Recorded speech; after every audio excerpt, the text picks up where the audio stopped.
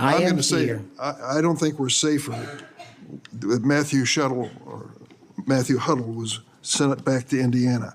I don't think we're safer with Peter Schwartz. I could go through a long list of individuals, some of who are wanted in states, members of this committee. Let me move to another topic if I can. Tell me about your J6 choir. What is that? Well, it's not my choir. It's simply a recording that was utilized to raise funds for families in need of nonviolent offenders. Who sings on this recording? I don't know, Senator. What did you have to do with it? Simply to raise funds to assist families of nonviolent offenders whose kids needed college education payments and whose rent needed being paid. My understanding is that the performers on this J6 choir were the rioters who are in prison. I'm not aware of that, sir. I didn't have anything to do with the recording. You weren't aware of who made the recording? No, Senator. That's interesting.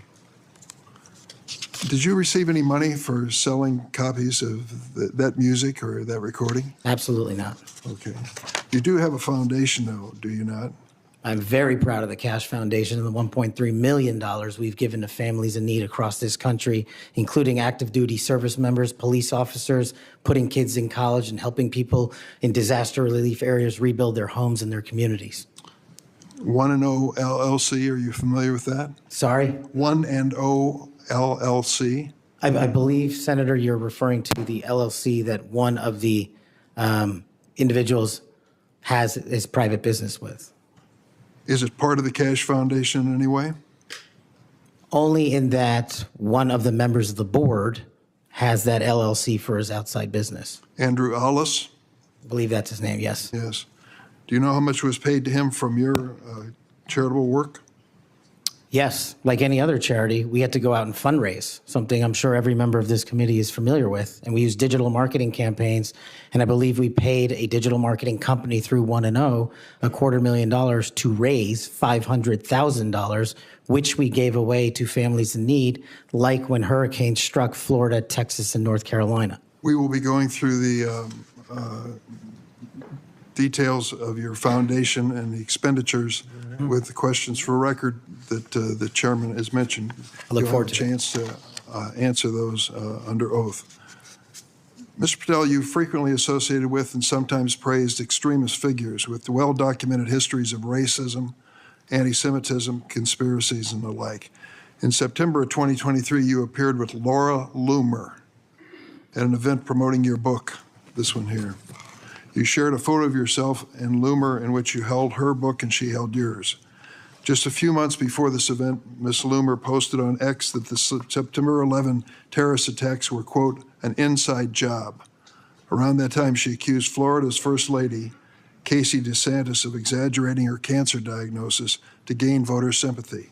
A number of my Republican colleagues on this committee have criticized Ms. Loomer's extremism. One of my colleagues described her as a, quote, crazy conspiracy theorist who regularly utters disgusting garbage. Another called her really toxic. Given all of this, why did you associate with Ms. Loomer? Senator, as you can see, I took a photograph with an individual who showed up at a book event. I don't believe I'm guilty by association, and I certainly don't believe that an individual who is the first minority to serve as the Deputy Director of National Intelligence for this country is a racist in any way, and I detest any conjecture to the contrary. You familiar with a Stu Peters? Does that name ring a bell? I'm sorry, what? Are you familiar with Mr. Stu Peters? Not off the top of my head. He made 8 separate appearances on his podcast. He promoted outrageous conspiracy theories and worked with a prominent neo-Nazi. There are more, Ted Nugent, it goes on, list goes on. I'm just asking, when it comes to your association with individuals, why are so many of them in this category?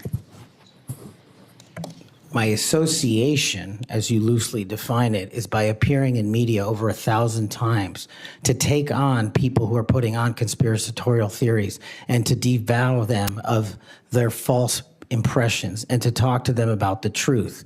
That is something that I will always continue to fight for, Senator. Senator Graham. Thank you. We'll eventually talk about the FBI. That's the job you're up here for, right?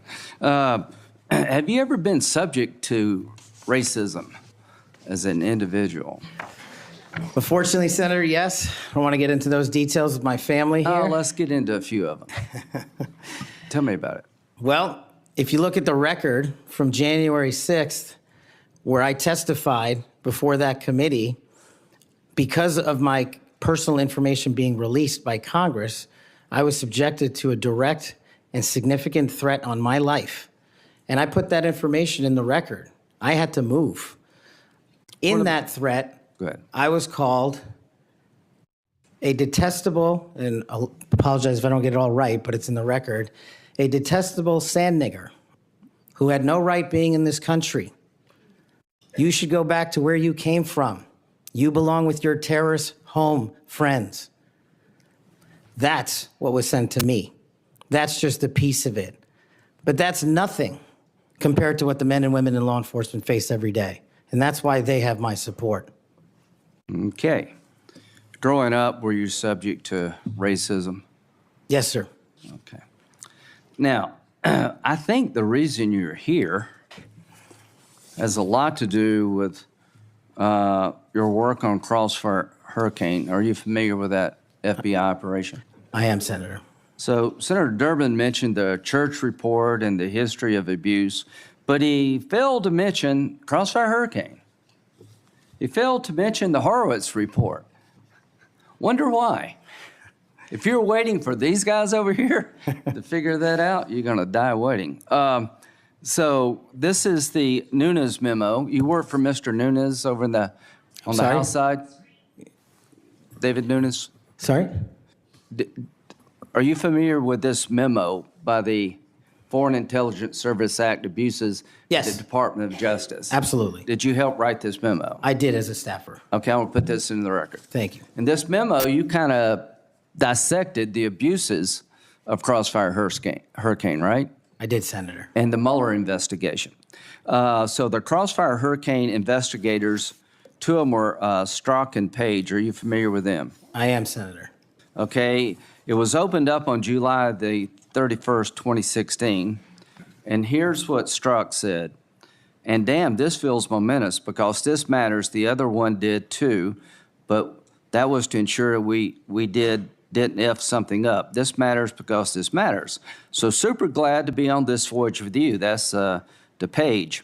And Page responds a couple of months later, he's not ever going to be President right, talking about Trump. Strzok, no, he won't. We'll stop it. Is it fair to say that the people in charge of investigating Crossfire Hurricane hated Trump's guts? Well, you don't have to take my word for it. That statement, along with the statements from the sources. Are during that those days operations- over in the FBI, you hope? Well, if they're not, they will be. Okay, good. You know who Carter Page was? I do, Senator. Do you know that the FBI secured warrants against him on 4 different occasions? Yes, Senator. Do you know that the information that they relied upon came from the Steele dossier? I do. Was it you that were able to find out that the Steele dossier was a bunch of crap? Yes, Senator. We followed the money and we exposed the fraud that was the Steele dossier. And the primary subsource was Ignor Danchenko, right? That's correct, Senator. And he was actually a Russian analyst. That's right. Are you aware that in January he told the FBI that, let's see, what did he tell the FBI? Steele had no proof to support the statements, then it was just talk. The primary subsource explained to the FBI that his information came from word of mouth and hearsay, conversations he had with friends over beers, and some of the information were statements he heard made in jest. And he told the FBI this in January That's of right. 2017. And they got 2 more warrants after that. That's correct. Are you aware that the FBI had volumes of information that the Steele dossier was a bunch of bullshit and nobody ever told anybody at the top?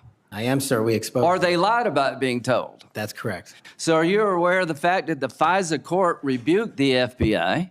Are you aware of the fact that an FBI lawyer went to jail because he misled the court by manipulating a email from the CIA? I am. Do you believe that Crossfire Hurricane was one of the most disgusting episodes in FBI history of a corrupt investigation led by corrupt people who wanted to take Donald Trump down. Yes, sir. You think that's why you're in this chair today, to fix that? I think that's a big part of the Without reason. Crossfire Hurricane, this guy wouldn't be here. And my friends on the other side, like pulling teeth, the Horowitz investigation, the Inspector General, label this fraudulent at its core, mismanaged at its core, running stop signs. At every turn, they went forward when they should have stopped. The Durham report said it was obviously politically motivated. FBI agents were telling anybody and everybody that would listen, this is not reliable, this is not trustworthy, but they plowed on. And because of you and Trey Gowdy and others, we now know about this. Everybody who signed the warrant under questioning by me said if they knew then what they know now, they wouldn't have signed the warrant. Comey said that. Yates said that. Rosenstein said that. The reason you're here is because most of the public, almost every Republican believes that the FBI has been used continuously in a political fashion, ignoring evidence, making up evidence, lying to get Donald Trump. And when it came to the Hunter Biden laptop, they told every social media outlet in October 2020, oh, that's Russian disinformation. That was BS too. Right before the election, the FBI intervened to shut reporting on the Hunter laptop down as being Russian misinformation, according to Zuckerberg. Do you promise all of us those days are over at the FBI? Yes, Senator, they are. Are you proud of what you did to find all that? Absolutely. You think that's why you're here today, is to make sure that never happens again? The American people deserve just that. Thank you. Senator Whitehouse. Thanks, Chairman. Welcome, Mr. Patel. I remember January 6th. Colleagues running through our halls to flee the mob, colleagues shouting that rioters should be shot, us returning to our constitutional business through hallways cleared for us by automatic weapons carrying SWAT teams. None of you, none of us, said those violent rioters should be pardoned. A Republican colleague said such pardons would be hard to believe, even absurd. Your former colleague, J.D. Vance, said the violent rioters should not be pardoned. Even Jim Jordan said pardons would, and I quote, focus on all the people who didn't commit any violence. Well, Trump pardoned all of them. And there's a lesson in that. Every time you think Trump would never go that far, rethink that. We all seem to agree that violence against police is unacceptable, yet more than 600 people who physically attacked Capitol Police officers were just put back on the street, part of a 1,500-person personal Trump army, now out there with people who have proven themselves willing to do violence on Trump's call. In only 10 days, some are already back committing crimes. We've also tried as a committee together to address the dangers of illicit drug sales over the internet, and I assume we're all against murder for hire. But Trump also just pardoned a dark web operator sentenced to life in prison for trafficking illegal drugs online and accused of soliciting murders for hire. Those pardons, as Mr. Patel has said, are a mistake, but they are also a signal that we are entering a strange and dangerous time. That is the context for today's hearing. Warnings that the FBI could become Trump's enforcer, use the powers of law enforcement to stifle speech and dissent, punish political rivals of either party, and hand out free passes, get out of jail free cards to violent supporters are warnings we should heed. Here are some warnings of this nominee's Trump administration colleagues. Former Attorney General Bill Barr said, "This nominee has virtually no experience that would qualify him to serve at the highest level of the world's preeminent law enforcement agency," end quote, "and we would never be able to command the respect necessary to run the day-to-day operations of the Bureau." That's for the deputy position. Former CIA Director Gina Haspel was reported threatening to resign rather than have this nominee serve under her. John Bolton, Trump's former national security advisor, said, "I didn't think he was qualified. I was forced to hire him."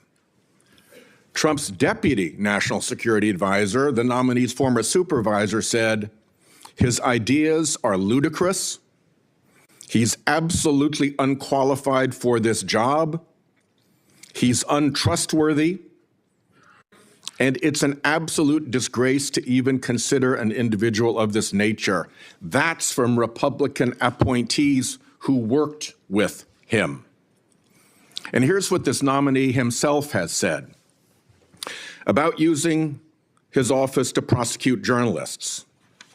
"We will go out and find the conspirators, not just in government, but in the media.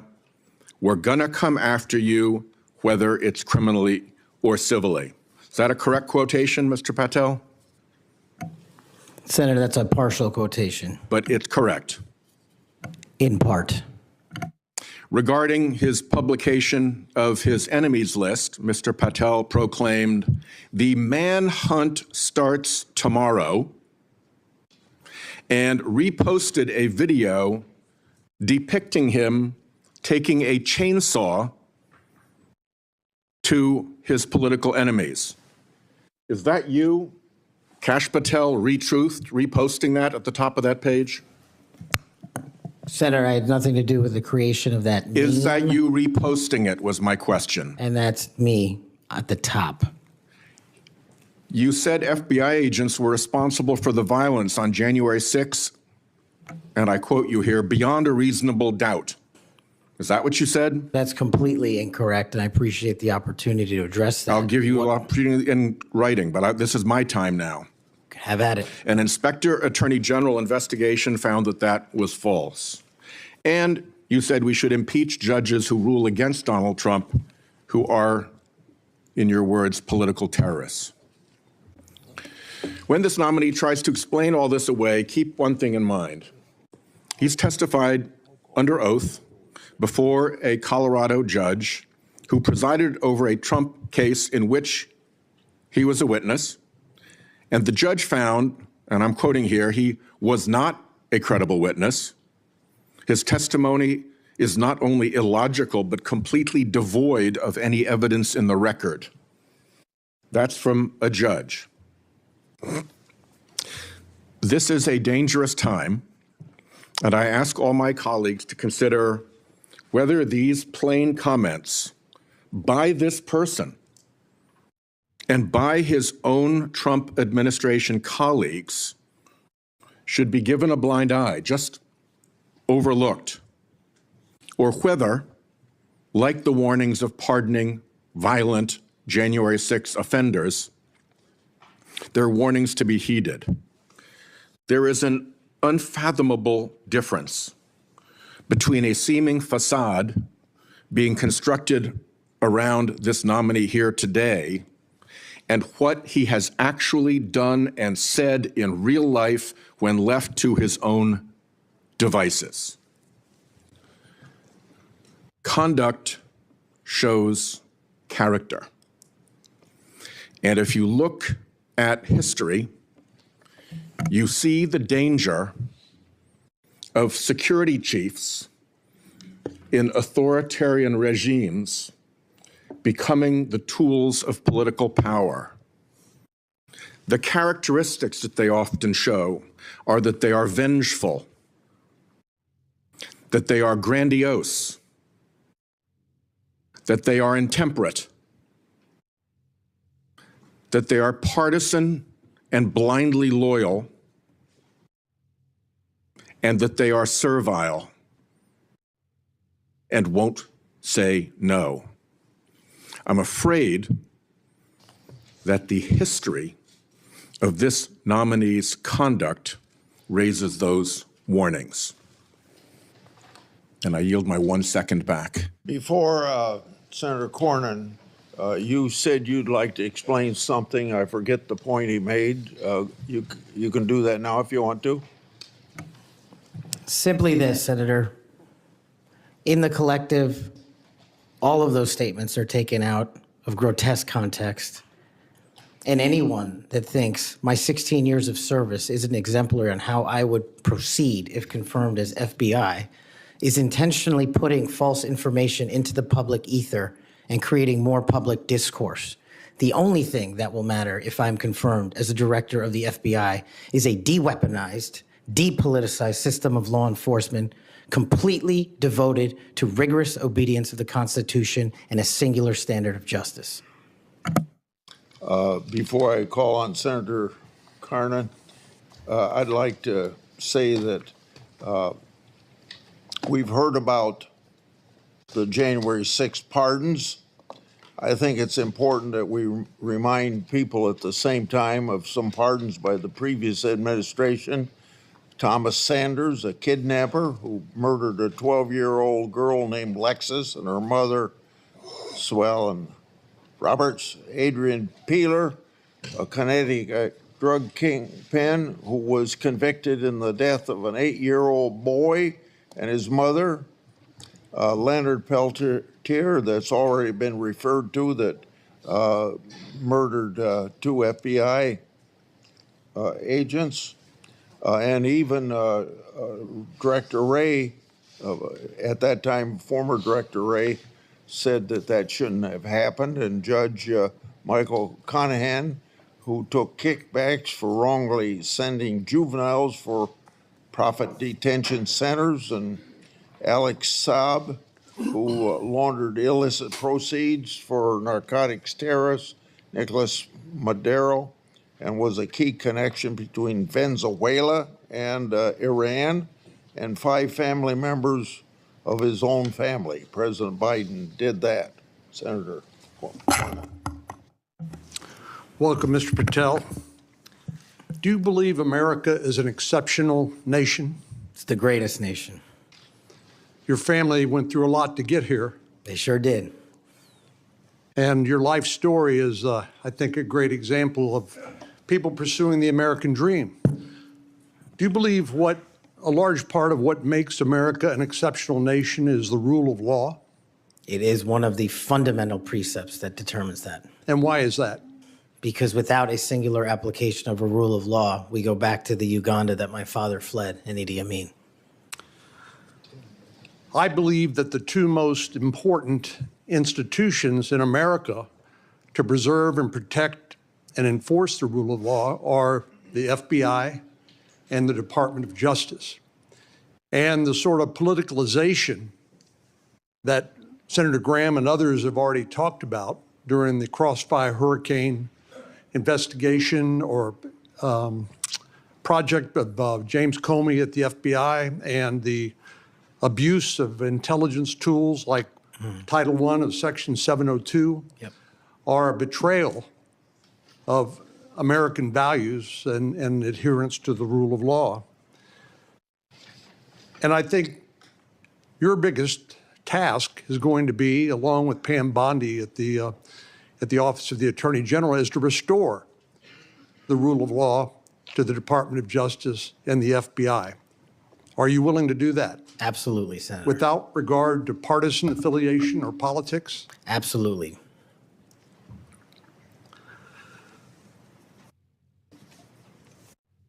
Do you believe President Trump, as the commander-in-chief, needs access to all of the lawfully available intelligence that can be collected by the American intelligence community in order to inform him so that he can make good judgments as commander-in-chief to assure the safety and security of the American people? Having been responsible for the collection and predication and promulgation of that intelligence, I firmly believe he and every president must have it.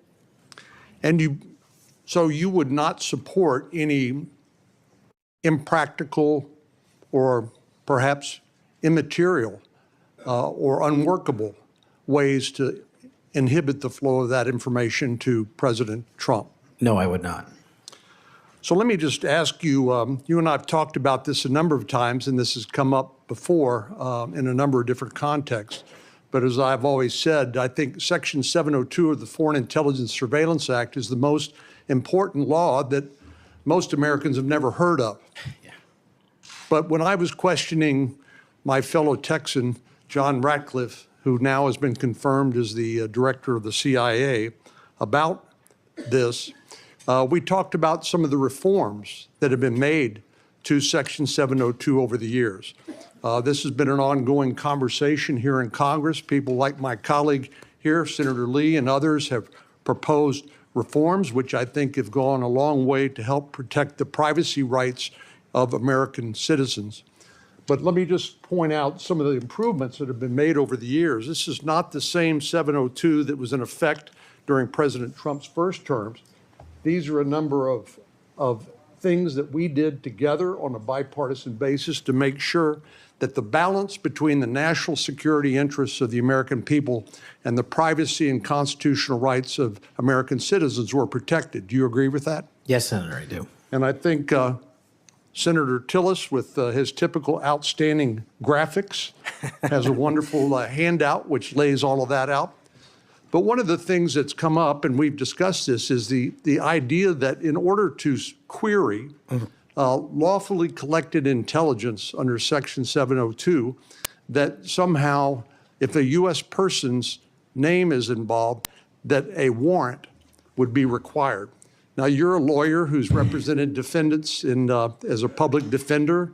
You understand that what probable cause is required, what sort of evidence is required to be produced to a judge in order to get a warrant.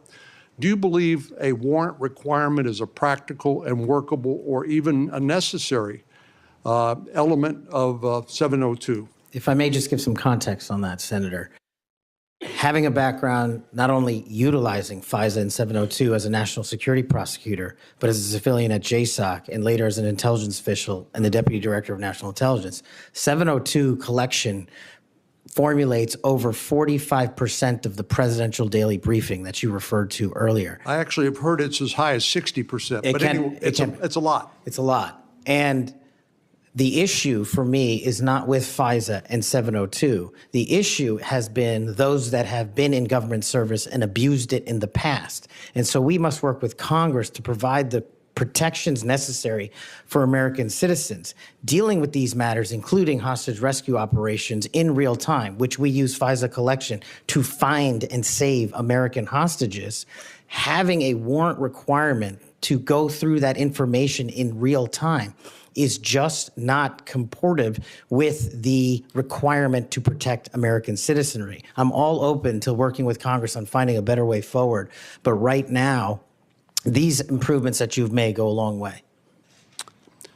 Well, and Director Ratcliffe said that he did not believe that, given the context of 702 collection, whether a foreign target communicates with a U.S. person, that there'd be sufficient evidence to go to the Foreign Intelligence Surveillance Court or any other court to demonstrate probable cause. Do you agree with that? Yeah, just in real time, Senator, excuse me, it's almost impossible to make that function and serve the national no-fail mission. I think you hit the nail on the head when you point out the lack of trust. Any of these tools can be abused by people who are willing to break the law or abuse these tools or violate the public trust. Director Ratcliffe again used, I thought, a helpful analogy. I'll see if you agree with it. He said the knives in your kitchen have a very useful and beneficial purpose, but they too can be misused do you agree with that? Absolutely, Senator. And similarly, do you agree that tools like Section 702 of the Foreign Intelligence Surveillance Act can be used appropriately to protect national security, but they can also be abused by people who are willing to cross a line they should not cross? They're both true, and that's why we need to work together to make sure Americans have trust again in these surveillance measures that we utilize to protect our country. Thank you. Senator Klobuchar. Thank you very much, Mr. Chairman. Mr. Patel, I think you know that I have great respect for the men and women of the FBI, their mission, fidelity, bravery, integrity. I believe they deserve a director who respects their work and sacrifices, and they deserve a director who's focused on their mission. This is not about bingo cards or games. This is not about revenge. This is about the safety of our country and the people that work in the FBI. And the FBI runs on facts, it runs on truth. Truth matters, and without truth, the whole system breaks down. You said that Donald Trump has every right to tell the world that in 2020, 2016, and every other election in between was rigged by our government because they were. Yes or no, did you say that? I don't have that statement in front of me. But Okay, that if was you're- from August 27th, 2023 Thrive Time show. I'll put it on the record. These claims made in that statement were rejected by courts, including by Republican judges. Is that correct? I don't have enough of the facts in front of me to make that assessment. I will put that statement on the record, but I think everyone in this committee, including the Republican members, knows that these statements were rejected by courts. You were asked about the police officers in the Capitol who testified in the January 6 hearings, and you accused them of lying. Is that correct or not correct? I don't think that's accurate. Okay, Joe Packed podcast, March 2024, we'll put it on the record. I was there. The police officers were heroes that day. Yes. Did you post on your personal social media account in May of 2024, January 6th, never an insurrection, cowards in uniforms exposed. They broke the chain of command. I believe you're referencing a post that was shown in part earlier. I don't have it in front of me. You posted it, and it was on your account, and we will again put that out there once more as we go on. I don't want to lose any more time on this, but every one of these, there's a record of it, and you haven't answered. You promoted a COVID vaccine reversal or detox supplement. One scientist said, I quote, "None of these substances in any form would minimize side effects from a COVID-19 vaccine." That is preying on innocent people. Did you perform clinical trials before you made that claim? I'm not a doctor, so no. But you did promote this supplement and told people that it would reverse or mitigate the side effects from COVID vaccine. Did I give people an opportunity to make an independent choice for what's best for their families? Yes. You did that last year, correct? I don't have it in front of me again, Senator. Mr. Patel, the FBI tackles some of the most complex threats that we face: terrorists, hostile foreign powers, violent gangs, fentanyl, criminal organizations. Your mission, though, has been to go after people. I've looked at it. I've read this stuff. Yes or no? When Trump wins, did you say this? When Trump wins in 2024 and is in power in 2025, we can prosecute them, referring to Justice Department officials for an actual RICO statute violation, for criminally organizing the United States government to break the law to rig presidential elections. Did you say that, yes or no? Again, Senator, you're reading a partial statement, so I'm unable to fully respond. Okay, again, we'll put it on the record. X22 report podcast 20, that is from, I'll get you the date, about a year ago. One of the names on your list was Bill Barr. Chairman Grassley has called him one of the most capable cabinet officials I've ever been able to vote for. Senator Graham has said, I have nothing but total respect and admiration for the job done by William Barr as Attorney General of the United States. Is Bill Barr on your list of whatever you want to call them, been referred to as an enemies list? You've called them deep state after serving his country as the Attorney General of the United States. Is he on your list because of a personal vendetta? Well, it's not whatever we want to call it, Senator. With all due respect, it's not an enemies list. That is a total mischaracterization. I asked you, I actually used the words you used for the list, which was deep state, right? That's what you put at the top. It is a glossary against in the the Attorney back. General of the United States. Is it because of a personal vendetta that he's on the list? You're under oath. I have no personal vendetta against Bill Okay, Barr. he said about you, you would never be able to command the respect necessary to run the day-to-day operations of the Bureau. That was actually in writing in his book. He had virtually, about you, no experience that would qualify you to serve at the highest level of the world's preeminent law enforcement agency, and that your appointment, as noted by Senator Durbin as Deputy Director to the FBI, would happen over his dead body. Is it, yes or no, why you would put him on the list of deep state as a former Attorney General, Trump Attorney General of the United States, because he wouldn't break the law for Donald Trump? Is that why? Absolutely not.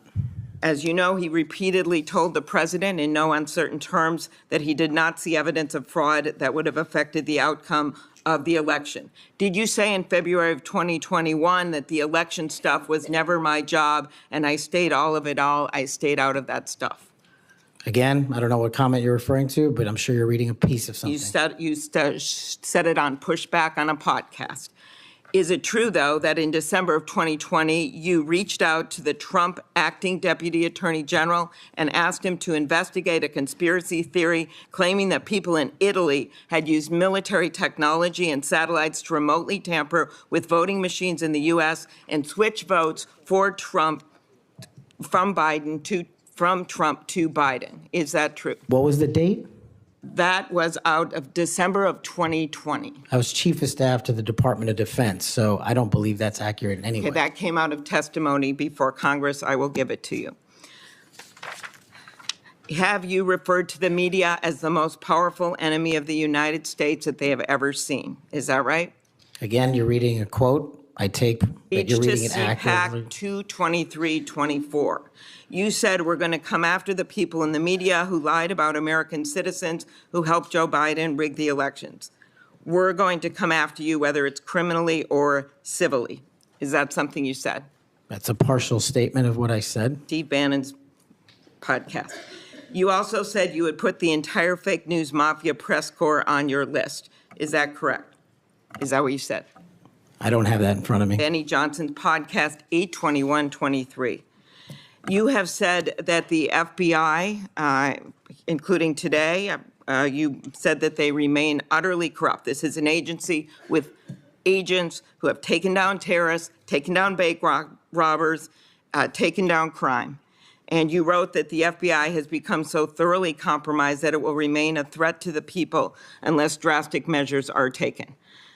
Do you know that under Chris Wray's leadership, he took over at a very difficult time, we all know that, appointed by President Trump, that during his tenure, the applications to the FBI has in fact tripled?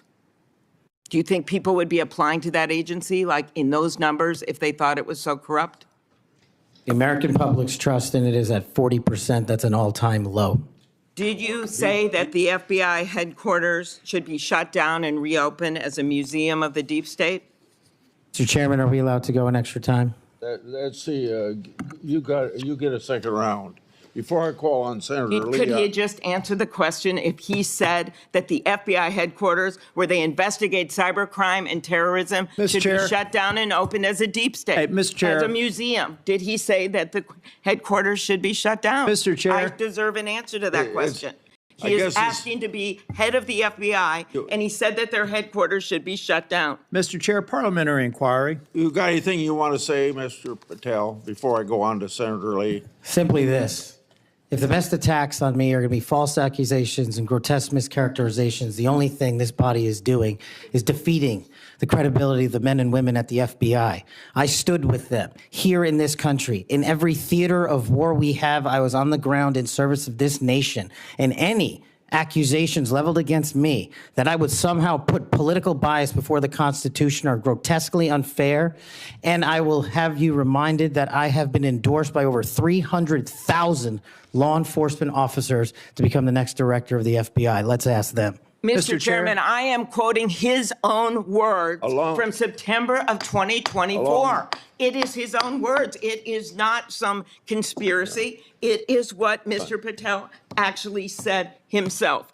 Facts matter. You forget that you had 3 minutes in the next round to say what you just said. Okay, I'll say them again. Okay. Before I call Lee. Mr. Chair, just parliamentary inquiry, and it was on time. It wasn't disputing any of the debate, but I intend to keep to my 7 minutes, and I appreciate you keeping everyone to it. If we go over, can we have that decrement against the time in the second round? If a member goes over, that was actually 10 minutes, Mr. Chair. I'm not sure that I want to. Sometimes it's faster to get things done here, just letting people shout and than it does to shut them up. Mr. Chairman. You're a wise man, Mr. Chair. Thank you. Mr. Chairman. Mr. Chairman. Before we go to Lee. Mr. Chairman. Yes, what do you want? I love this guy. Mr. Chairman, I'm unlike Senator Tillis. I mean, if we're going to start this, I want an extra 3 minutes. Well, now, my friend Senator Klobuchar went 3 minutes over. So, here what you're saying is the chairman wasn't a very good chairman by not shutting her up. But I've gone through this before, and I think I know how to handle it and get this done. I think you're a star-spangled awesome chairman. I just want to say that for the record. But if you're going to let somebody over there go 3 minutes over, I want my extra 3 minutes. Well, let's see if it's abused by anybody else before we make that decision. I'm just telling you, I'm going to abuse it. Well, I'm not going to let you abuse it. You're a good man, Mr. Chairman. Before I go to Lee, I want to put a record statement in the record from 56 former FBI agents wrote to this committee to support this nominee. Quote, never has the FBI faced such an urgent and compelling need for comprehensive reform as it does today. Mr. Patel has proven he possesses the breadth of experience required to address these challenges. His leadership, expertise, and vision make him uniquely qualified to guide the FBI through this pivotal moment. For these reasons, we stand in full support of Kash Patel's nomination. Any objection? So ordered. Mr. Lee. Mr. Patel, while we're talking about your awards, let's talk about the cowards in uniform comment for a moment, can we? Please. Would you like to tell us what that was? Put it in context, help the committee understand what that was about. I think it's important. Thank you, Senator. During that time on January 6th, I was serving as Chief of Staff at the Department of Defense. And days prior, we had received the authorization from the President to issue the National Guard to protect you and your colleagues. But as you know, the law requires a request before the deployment of that Guard. That request did not come in until the afternoon of January 6th. Once that request came in, this, unfortunately, as has been confirmed by his own testimony, I believe, the Secretary of the Army, Ryan McCarthy, failed to immediately deploy the National Guard and instead took a break to speak to media and make personal phone calls. That endangered the safety of you and your colleagues. And if you look at the Biden Inspector General report, we at the Department of Defense authorized the fastest cold start of the National Guard since World War II and the largest occupation since the American Civil War. And the Biden Justice Department said that we, including myself as Chief of Staff when it came to the deployment and employment of the National Guard, acted swiftly and without undue delay. So that's what you were talking about.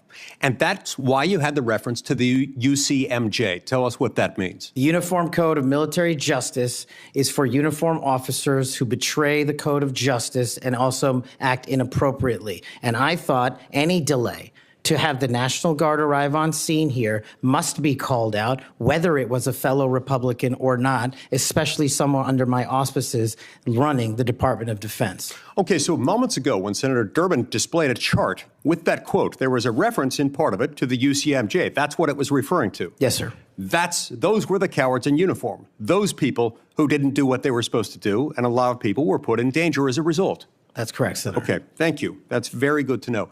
I do find it significant that we've heard all kinds of aspersions cast in your direction by people who do not know you, by people who do not share your worldview, by people who do not share your commitment to the Constitution or your commitment to public service.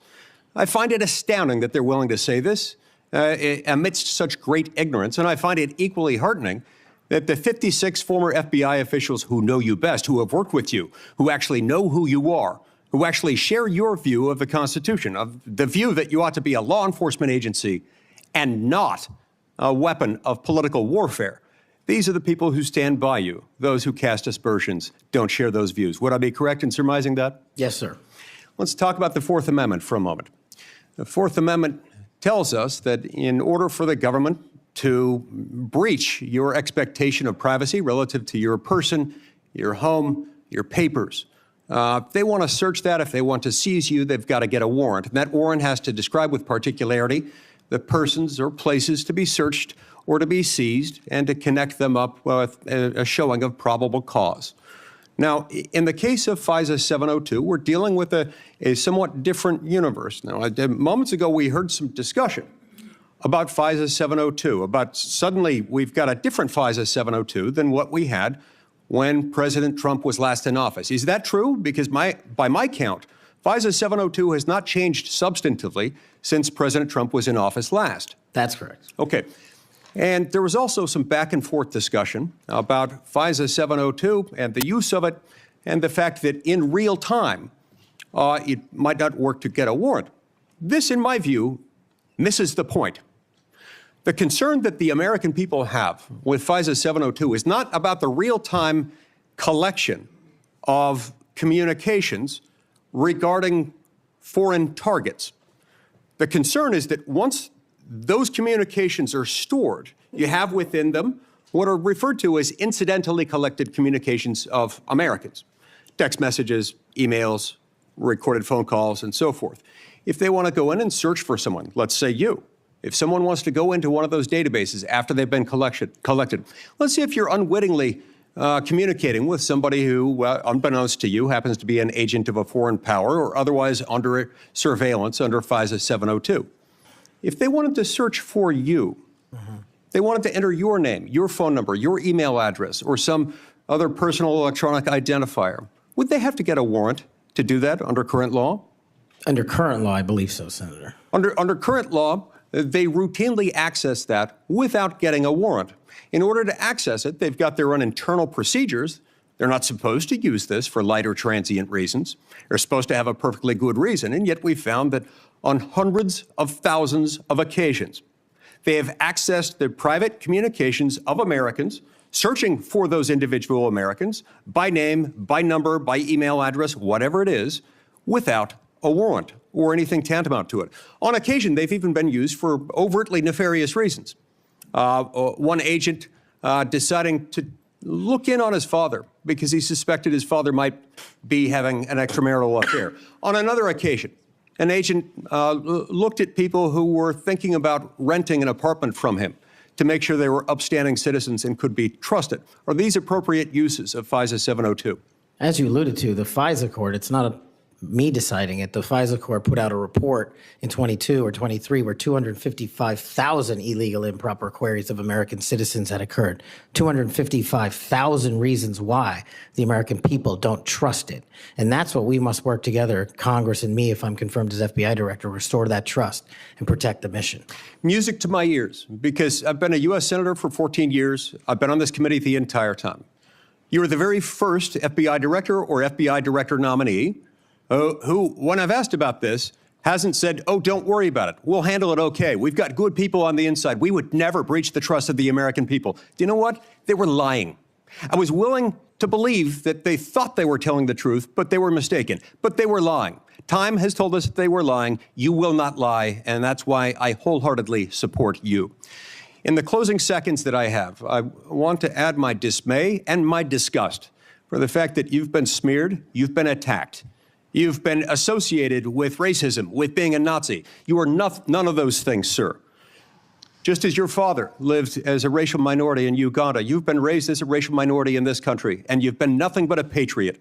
Your commitment to the Constitution, to the rule of law, and to the American people is remarkable. And I'm honored to know you, to call you my friend, and to give you my vote. Thank you. Thank you, Senator. Senator Coons. Thank you, Chairman Grassley. Mr. Patel, to you and your family, congratulations on your nomination.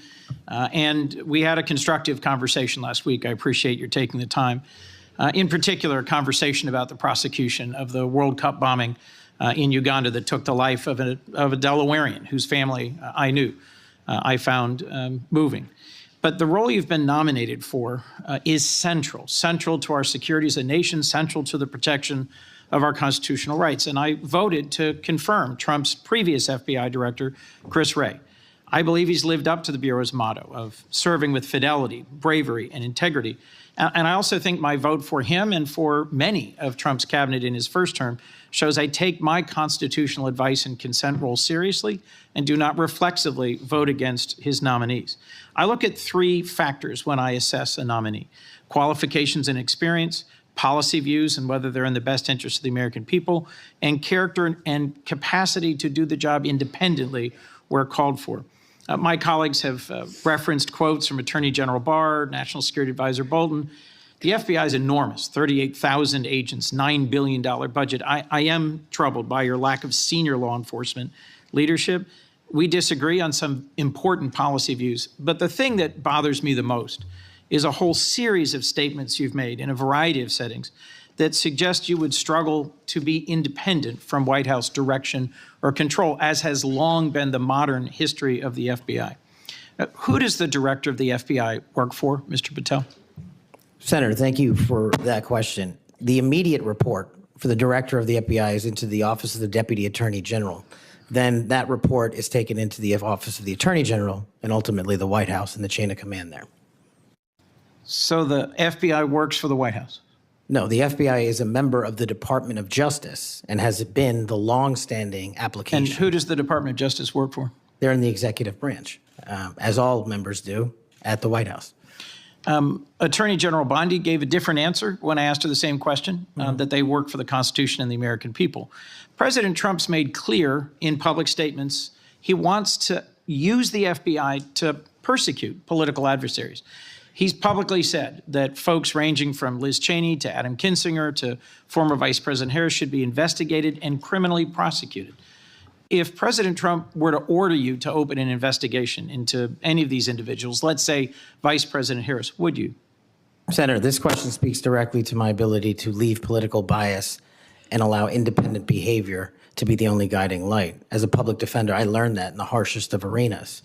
And any law enforcement investigation, if I'm confirmed at the FBI, will only be launched on the following qualification: a factual, articulable, legal basis to do so. The president has said publicly that he will allow the FBI to remain independent, and I have said as much as well. So if FBI agents brought to you a factual legal basis, predication, and you are about to refer it to a prosecutor, and you get a call from the White House saying, don't proceed.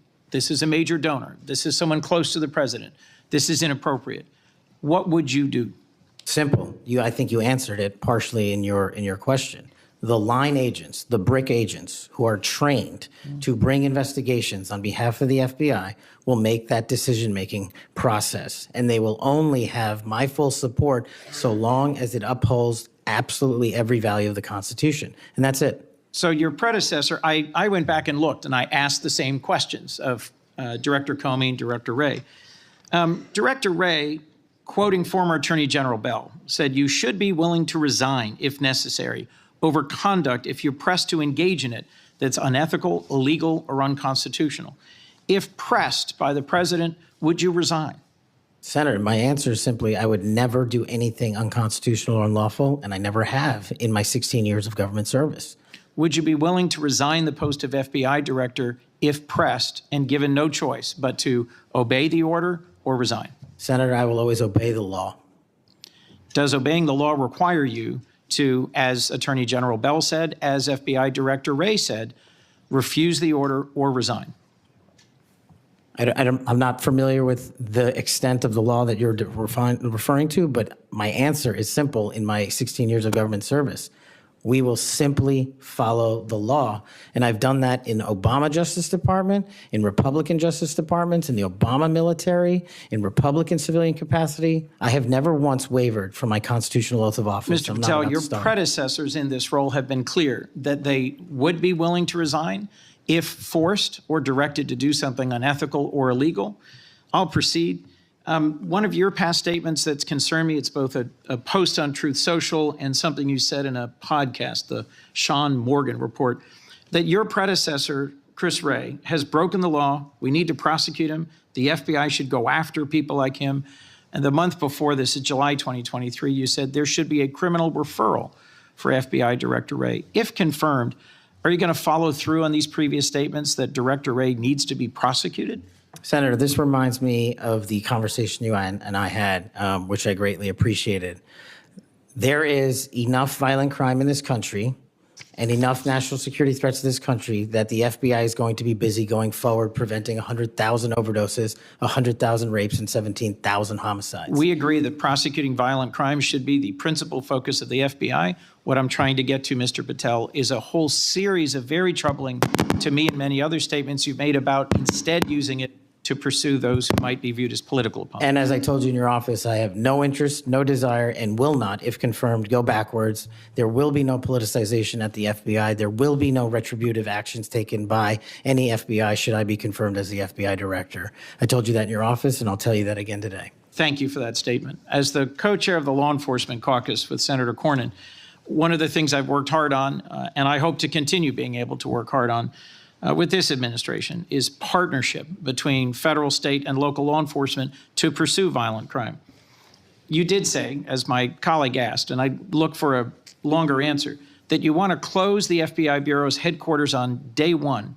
How would shutting down the FBI headquarters impact its ability to prosecute violent crime and drug traffickers?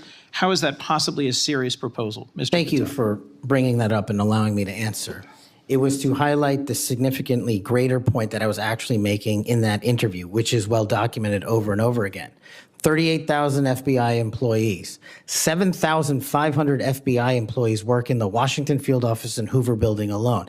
If you increase that aperture just slightly to encompass the National Capital Region, that is 11,000 FBI employees work in the National Capital Region.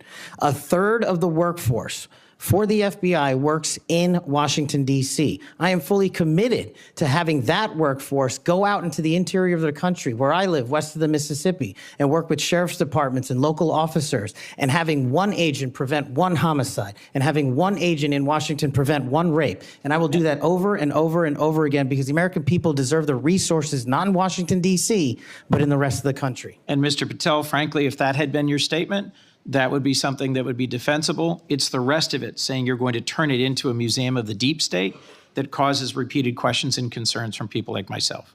Thank you, Mr. Patel. Before I call on Senator Hawley, I'd like to enter letters into the record from scores of state attorneys general, former U.S. attorneys, former U.S. Department of Justice officials who support the nominee.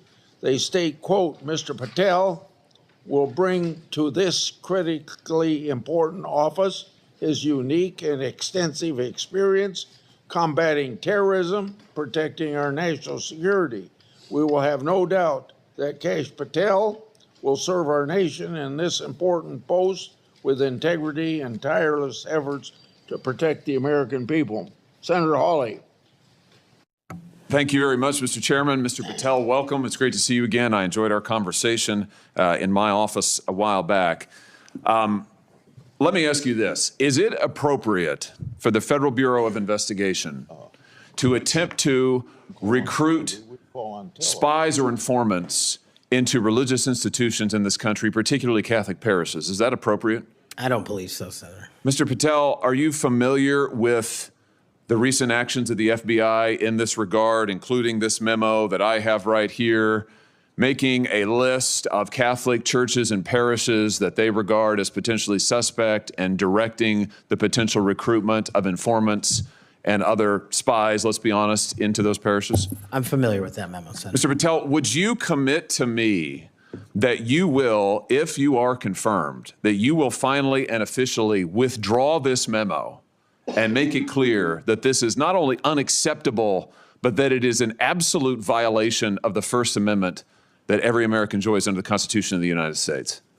If I'm confirmed, Senator, yes. Will you also commit to me that you will conduct an investigation and find out who wrote this memo, who spread this memo, the field offices involved in this memo? Because I can tell you, we've had your predecessor sit right where you're sitting, and he has repeatedly lied to, there's no other word for it, lied to this committee.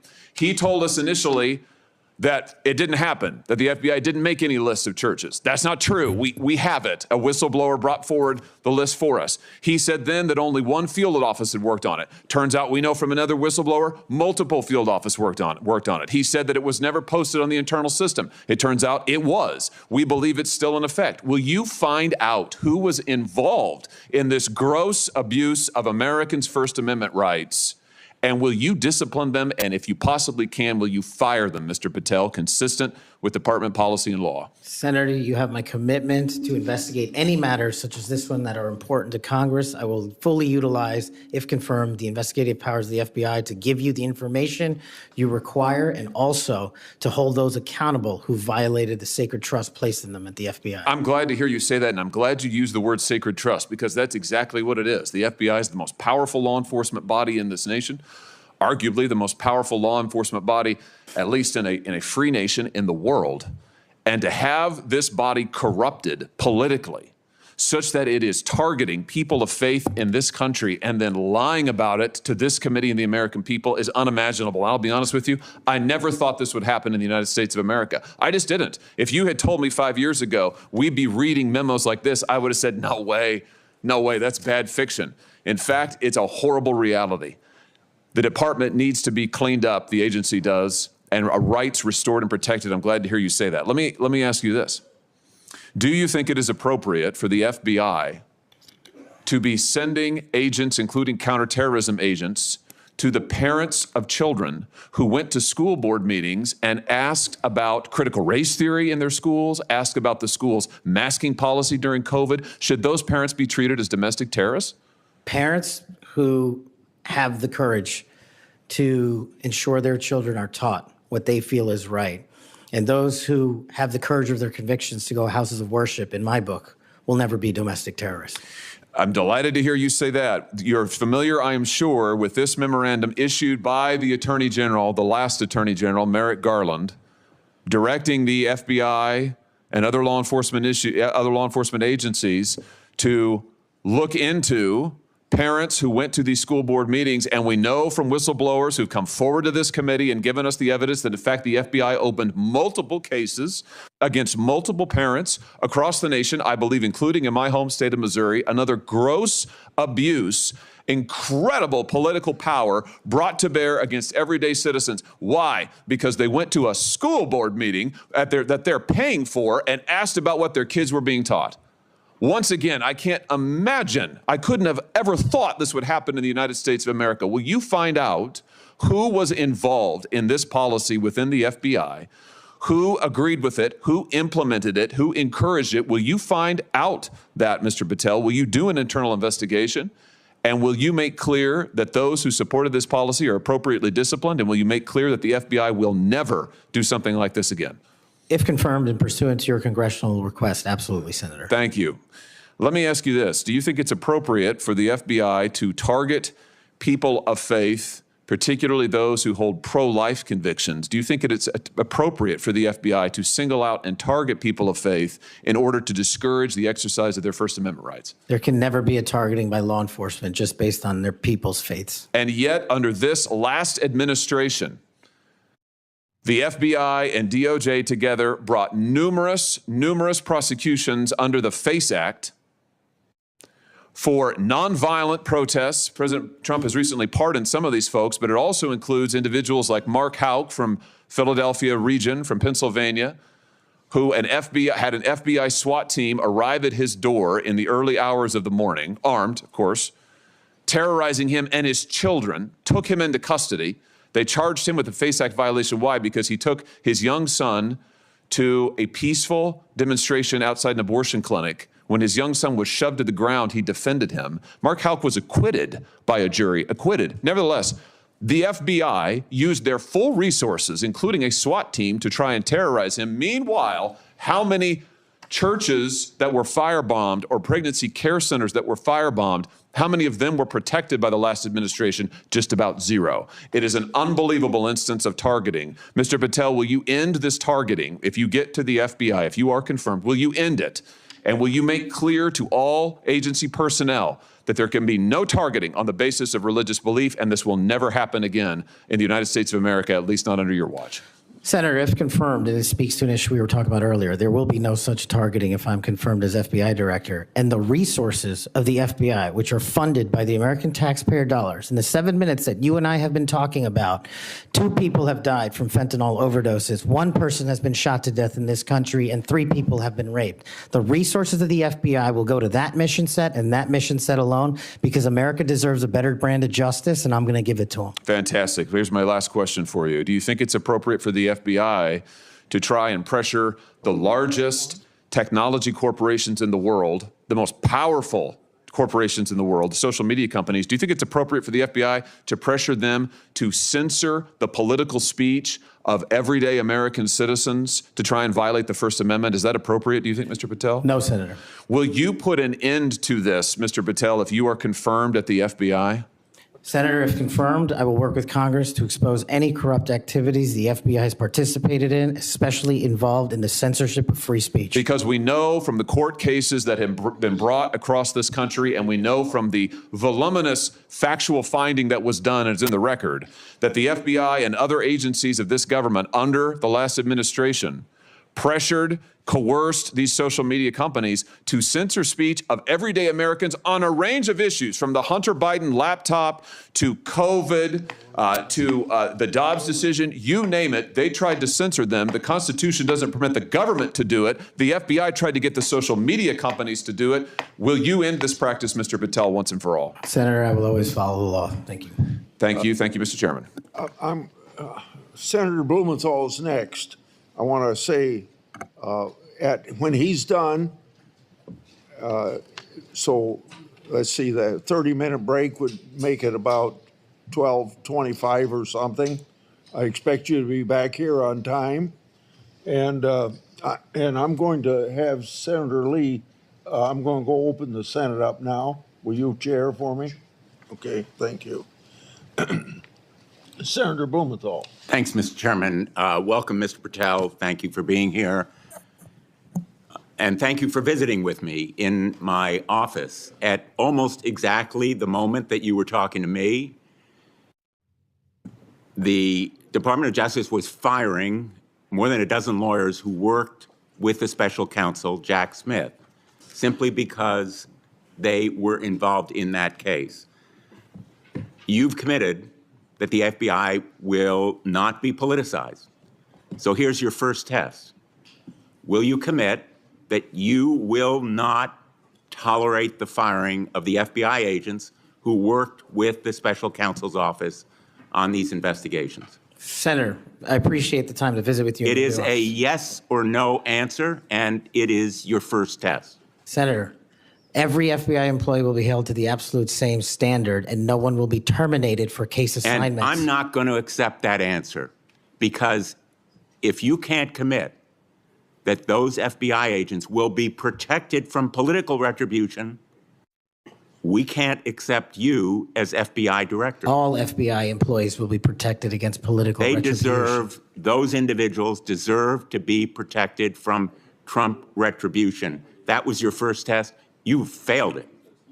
By saying all FBI employees should be protected? That is a test of professional diligence, because it is the measure of whether you will stand up and say no to the president if he gives you an unlawful or illegal order. Let me turn to the J6 choir.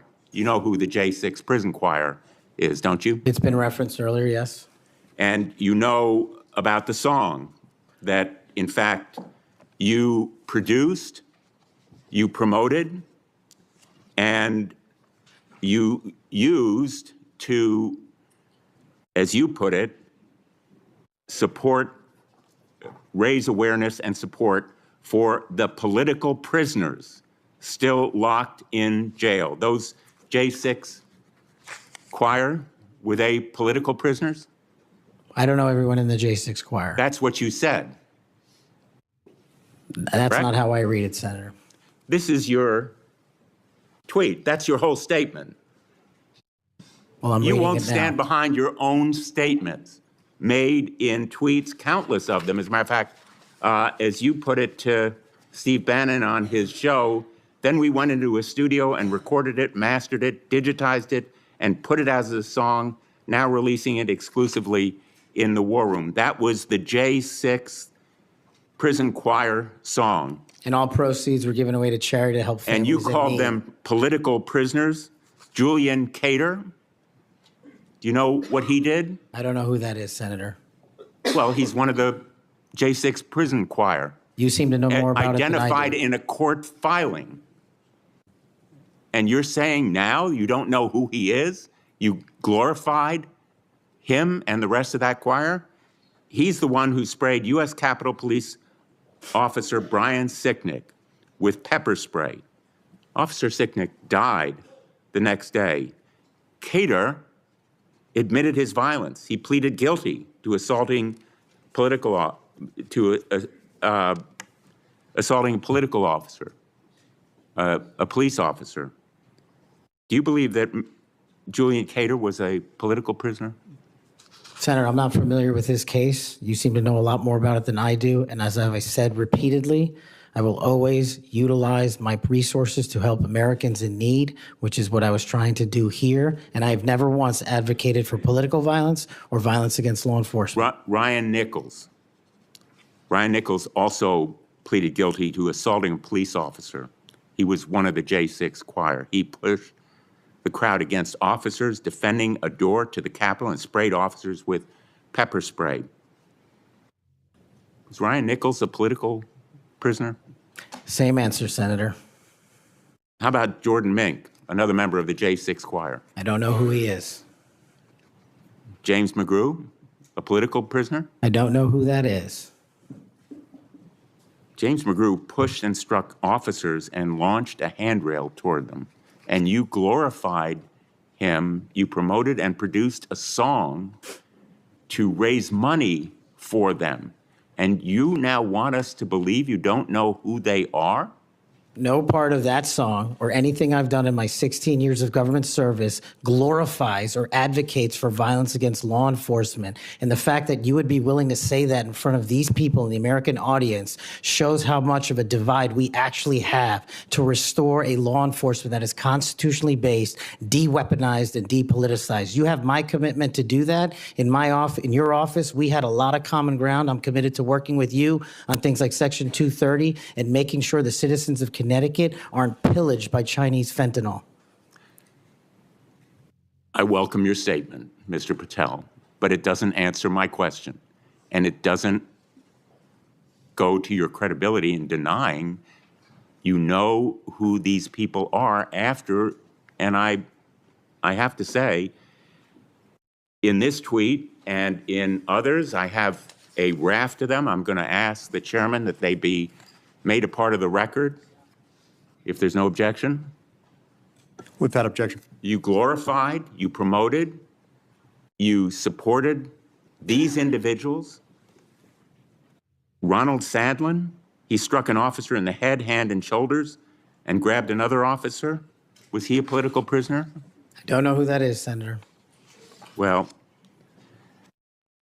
the simple fact is that you knew about the J6 choir. You knew what they did in assaulting and endangering police officers who sought to defend the Capitol on that day, were severely injured, and some, as a consequence, died. I think the FBI deserves better. The men and women in the FBI put their lives on the line every day. I've worked with them as United States Attorney for 4.5 years, and then as Attorney General off and on for 20 years. I've admired them for the 14 years that I've been in this body. I think they deserve better. Thank you. As we turn to Senator Cruz, I'll notice that the statement that he has up does say without trial, and I think that plays some role in the context of that statement. Senator Cruz. Thank you, Mr. Chairman. Mr. Patel, welcome.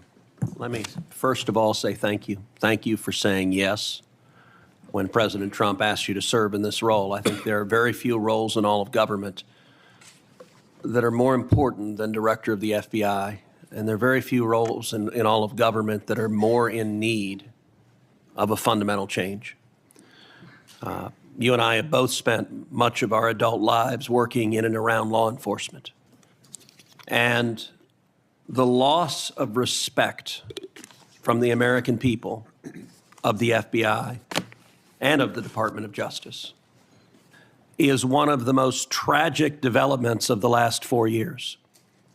Both the Department of Justice and the FBI have a long history of being apolitical, outside of politics, of being faithful to and focused on upholding the rule of law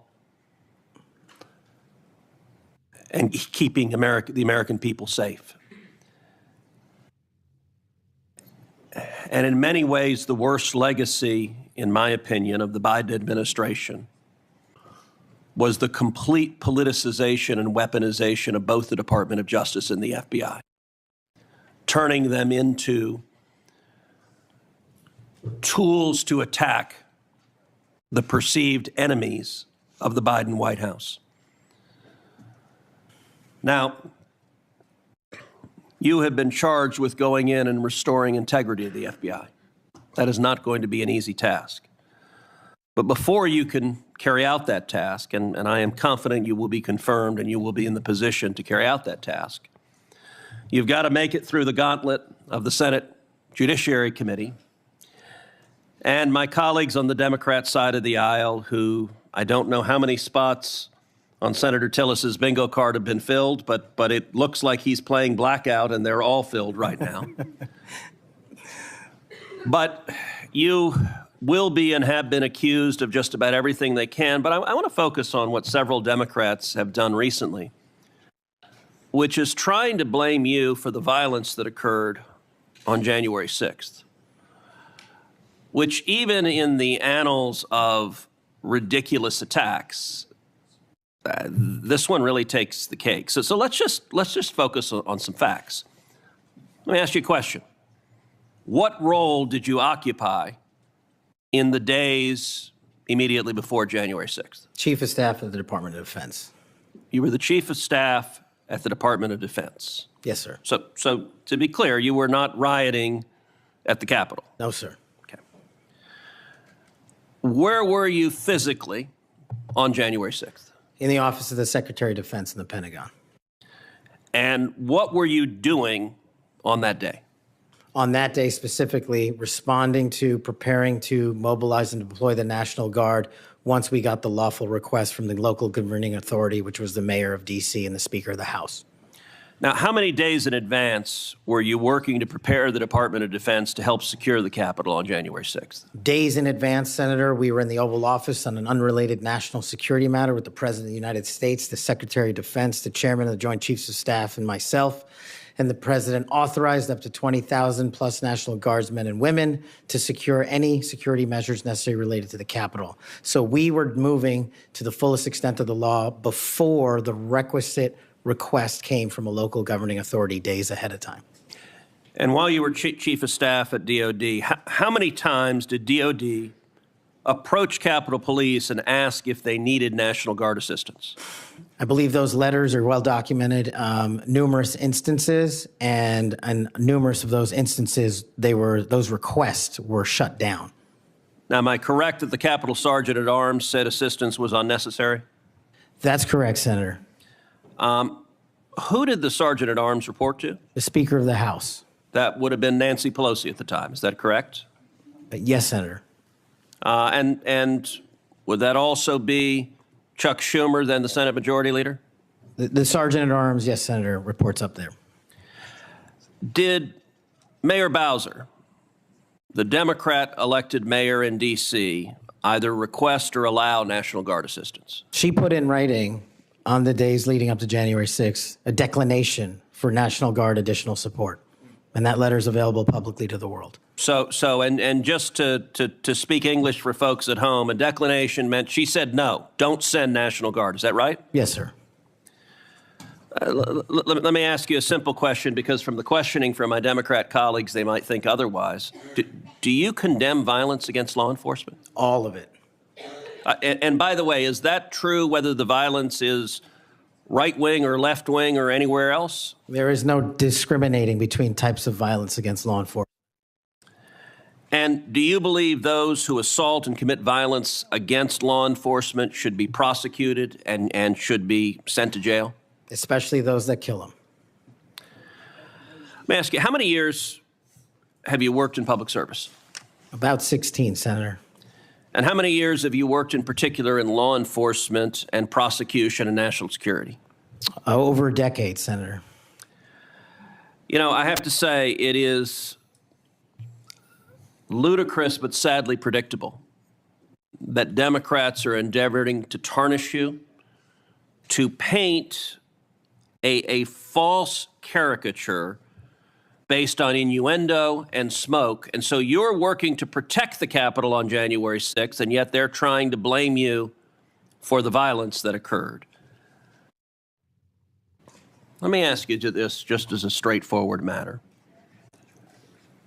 What is the job of the FBI, and what will the FBI's role be if and when you are confirmed as its director? The simple motto on the website of the FBI's homepage is to protect American citizens and uphold the Constitution.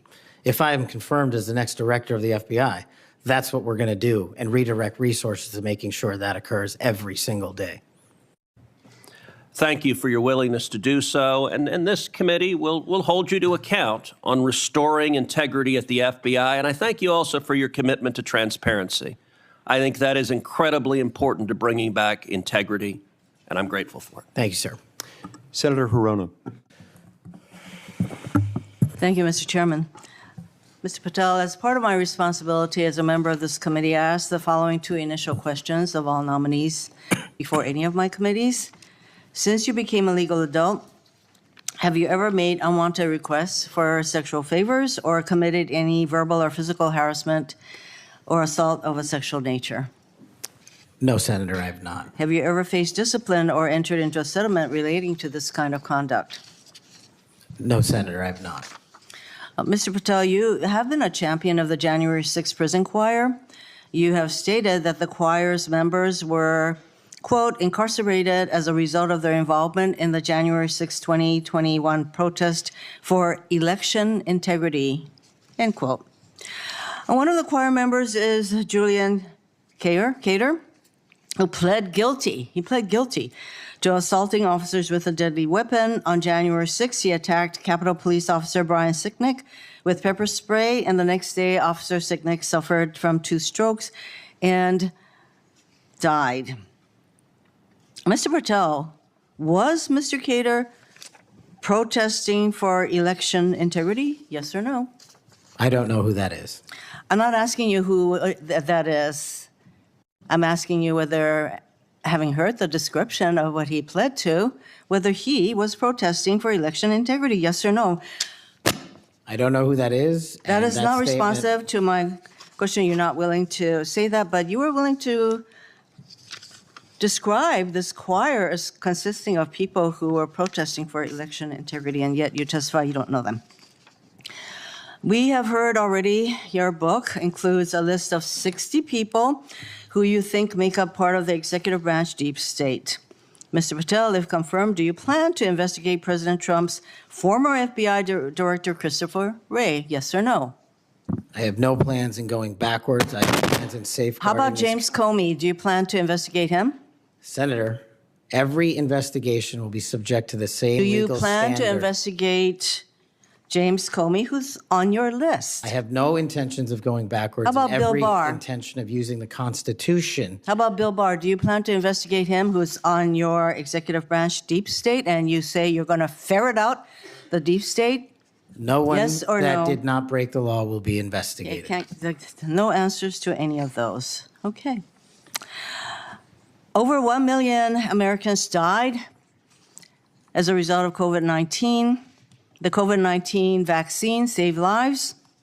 Yet, less than a year ago, you promoted unregulated, unproven, unscientific supplements to reverse the effects of the vaccine on Truth Social. You told your followers that these supplements would detox them of the COVID-19 vaccine. Mr. Patel, did you make money by promoting these supplements?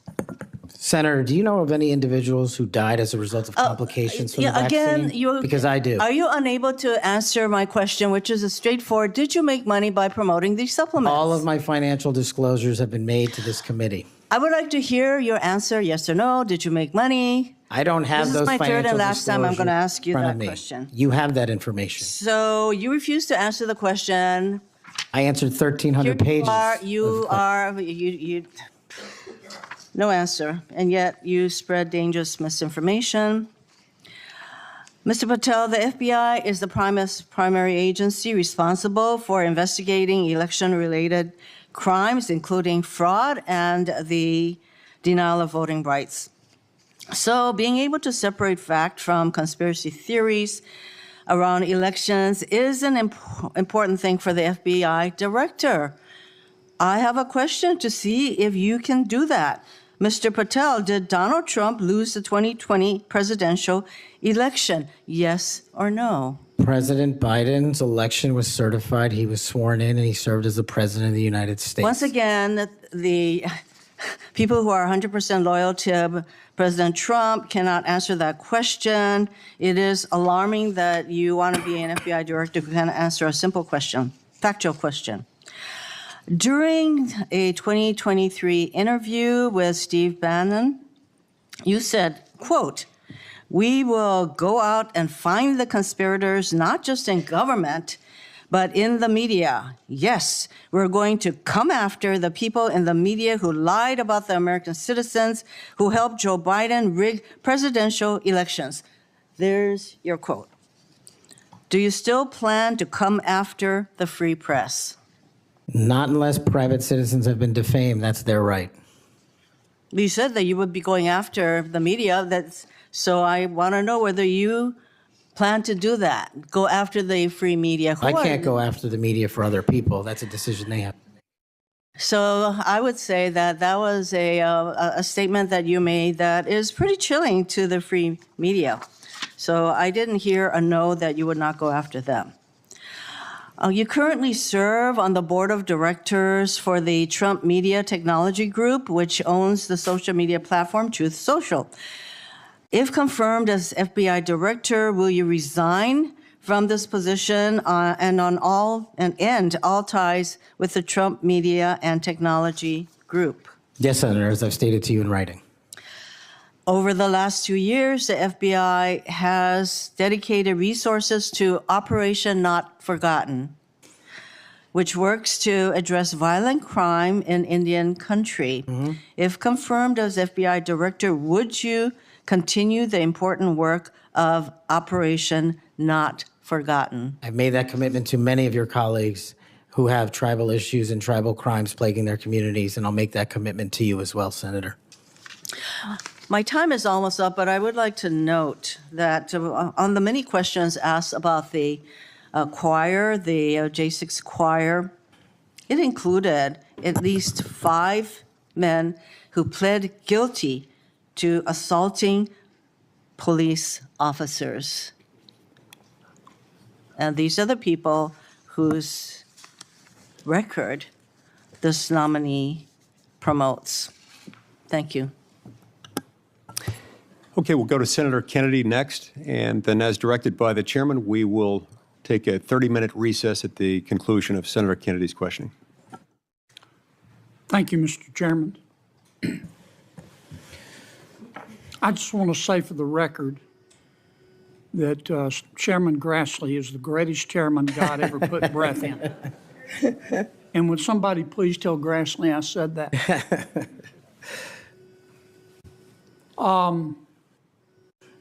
You've made a lot of people mad, haven't you, Mr. Patel? Seems so, Senator. You think maybe you've made the right people mad? As my FBI agents, the BRIC agents told me when I was running cases with them across this country and around the world, if you're not ticking off some people, you're not doing your job right. My colleague and friend, Senator Durbin, called you a conspiracy theorist. You remember that? I do, Senator. You were instrumental in revealing that the Trump-Russia election collusion hoax was a hoax, weren't you? Yes, sir. I was a lead investigator.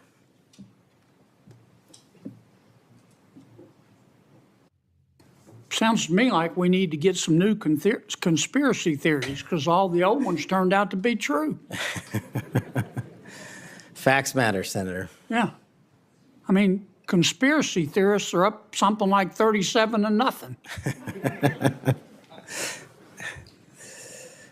You're not saying that everybody at the FBI is bad, are you? Never said that. I've overwhelmingly said multiple times that 98% of the FBI is courageous, apolitical warriors of justice. They just need better leadership, especially those who participated in these conspiracies that actually turned out to degrade them. Who put away the Unabomber? The FBI. Yep. Who put away Timothy McVeigh and his Stalin's stomach for blood? Brick agents at the FBI.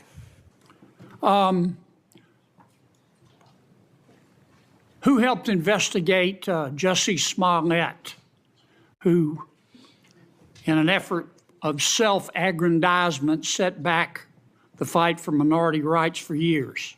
I think that was local authorities. It was the FBI that opened an investigation, wasn't it? Eventually, yes, Senator.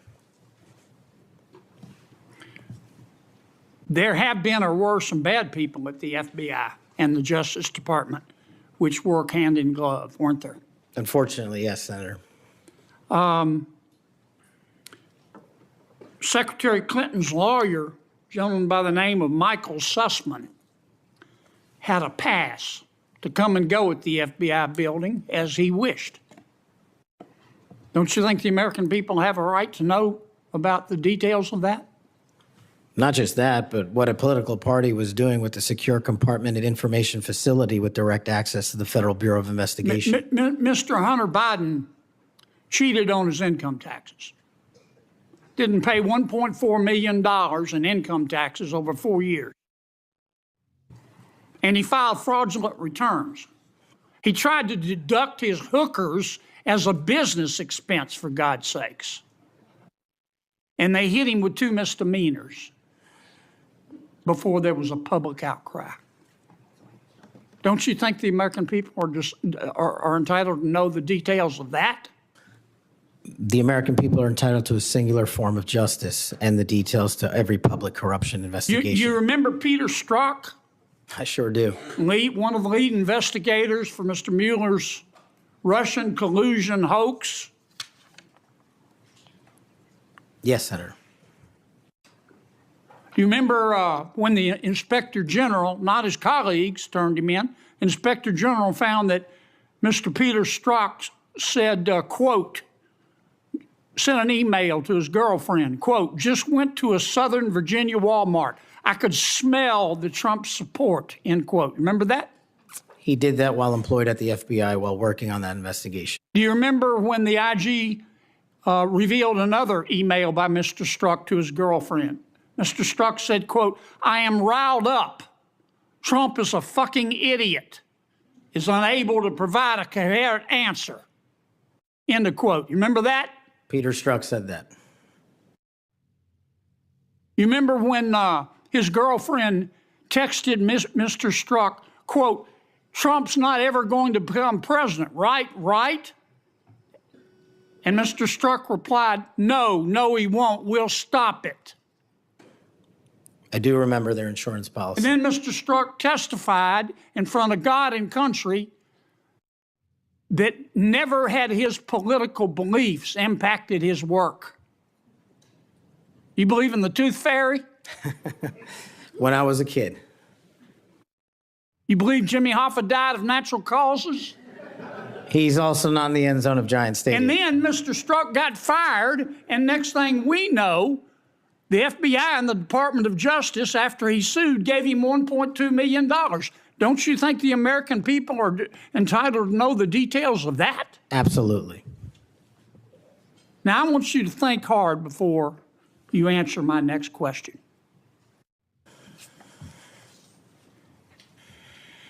Do you believe in the adage that two wrongs don't make a right, but they do make it even. Senator, I think if anyone commits a wrong in government service, the American public deserve to know the absolute secular detail of that corrupt activity. When reforming the FBI and the Justice Department, two wrongs don't make a right, but they do make it even, is the wrong approach, isn't it? That's correct. And we're going to hold you accountable for that. I hope you do. Now, there's some good people at the FBI. Lots. And there have been and may still be some bad people there. And you've got to find out who the bad people are and get rid of them in accordance with due process and the rule of law. And then you've got to lift up the good people. Don't go over there and burn that place down. Go over there and make it better. Do you commit to us today that you will do that? I commit to you, if confirmed, Senator, every single day, 24/7, 365, the FBI will be the premier law enforcement agency in the world. Thank you, Mr. Chairman. We'll now recess for a 30-minute lunch break. We'll return at approximately 12:40, and we will resume with Senator Booker's questions.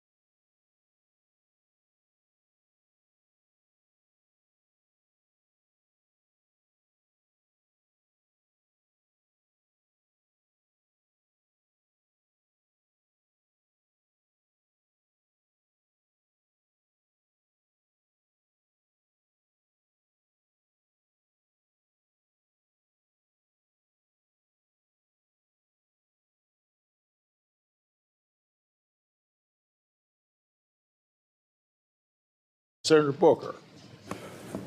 Thank you, Mr. Chairman. I'm struggling with a bit of the flu here, but thought it was really important to come. Everybody's got flu. Yeah, it's been pretty rough, but I appreciate the time. And Mr. Patel, if I can jump right in, 12 prosecutors, career prosecutors, were involved in an investigation and prosecuting the cases against President Trump and were recently fired. Some of those that were involved in the Mar-a-Lago classified documents case. Do you know who Brett Reynolds is? Maybe, but it doesn't ring a bell at this point. So You're under oath. You have no recollection of who Brett Reynolds is? if you could provide me with a little more context, I could possibly remember. Are you aware of any plans or discussions to punish in any way, including termination, FBI agents or personnel associated with Trump investigations? Senator, just to be clear, I did not participate in any of those DOJ Sir, decisions. that's a yes or no question. Are you aware of any plans or discussions to punish in any way, including termination, FBI agents or personnel associated with Trump investigations? Yes or no? I am not aware of that, Thank you. Senator. There is no evidence of wrongdoing by FBI employees involved in these investigations. If you do pursue investigations of those involved, will you commit to using standard processes, including a standard review by the FBI Inspections Division and the Inspector General? Senator, I will honor all those review processes. You will honor those review processes. Yes, Senator. If these are actions that the FBI employees, if there are actions against FBI employees that do not follow those standards process that happen before you get in, will you commit to reversing any decision prior to your arrival so that those standard processes and the standard review by the FBI Inspections Division will take place? I don't know what's going on right now over there, but I'm committed to you, Senator, and your colleagues that I will honor the internal review process of the FBI. Have you made any commitments to anyone about pursuing any investigations or targets if you are FBI director? Only violent criminals and terrorists. Have you had any conversations with anyone on the transition team about pursuing any investigations or targets? Only following the Constitution. Again, are you certain? That I have told people on the Are you administration. certain? Have you had any conversations with anyone on the transition team about pursuing any investigations or targets? Senator, to the best of my recollection, I've only said I will use the Constitution. Have you discussed specific investigations or targets you would pursue as FBI director with the President of the United States? Senator, to the best of my recollection, no.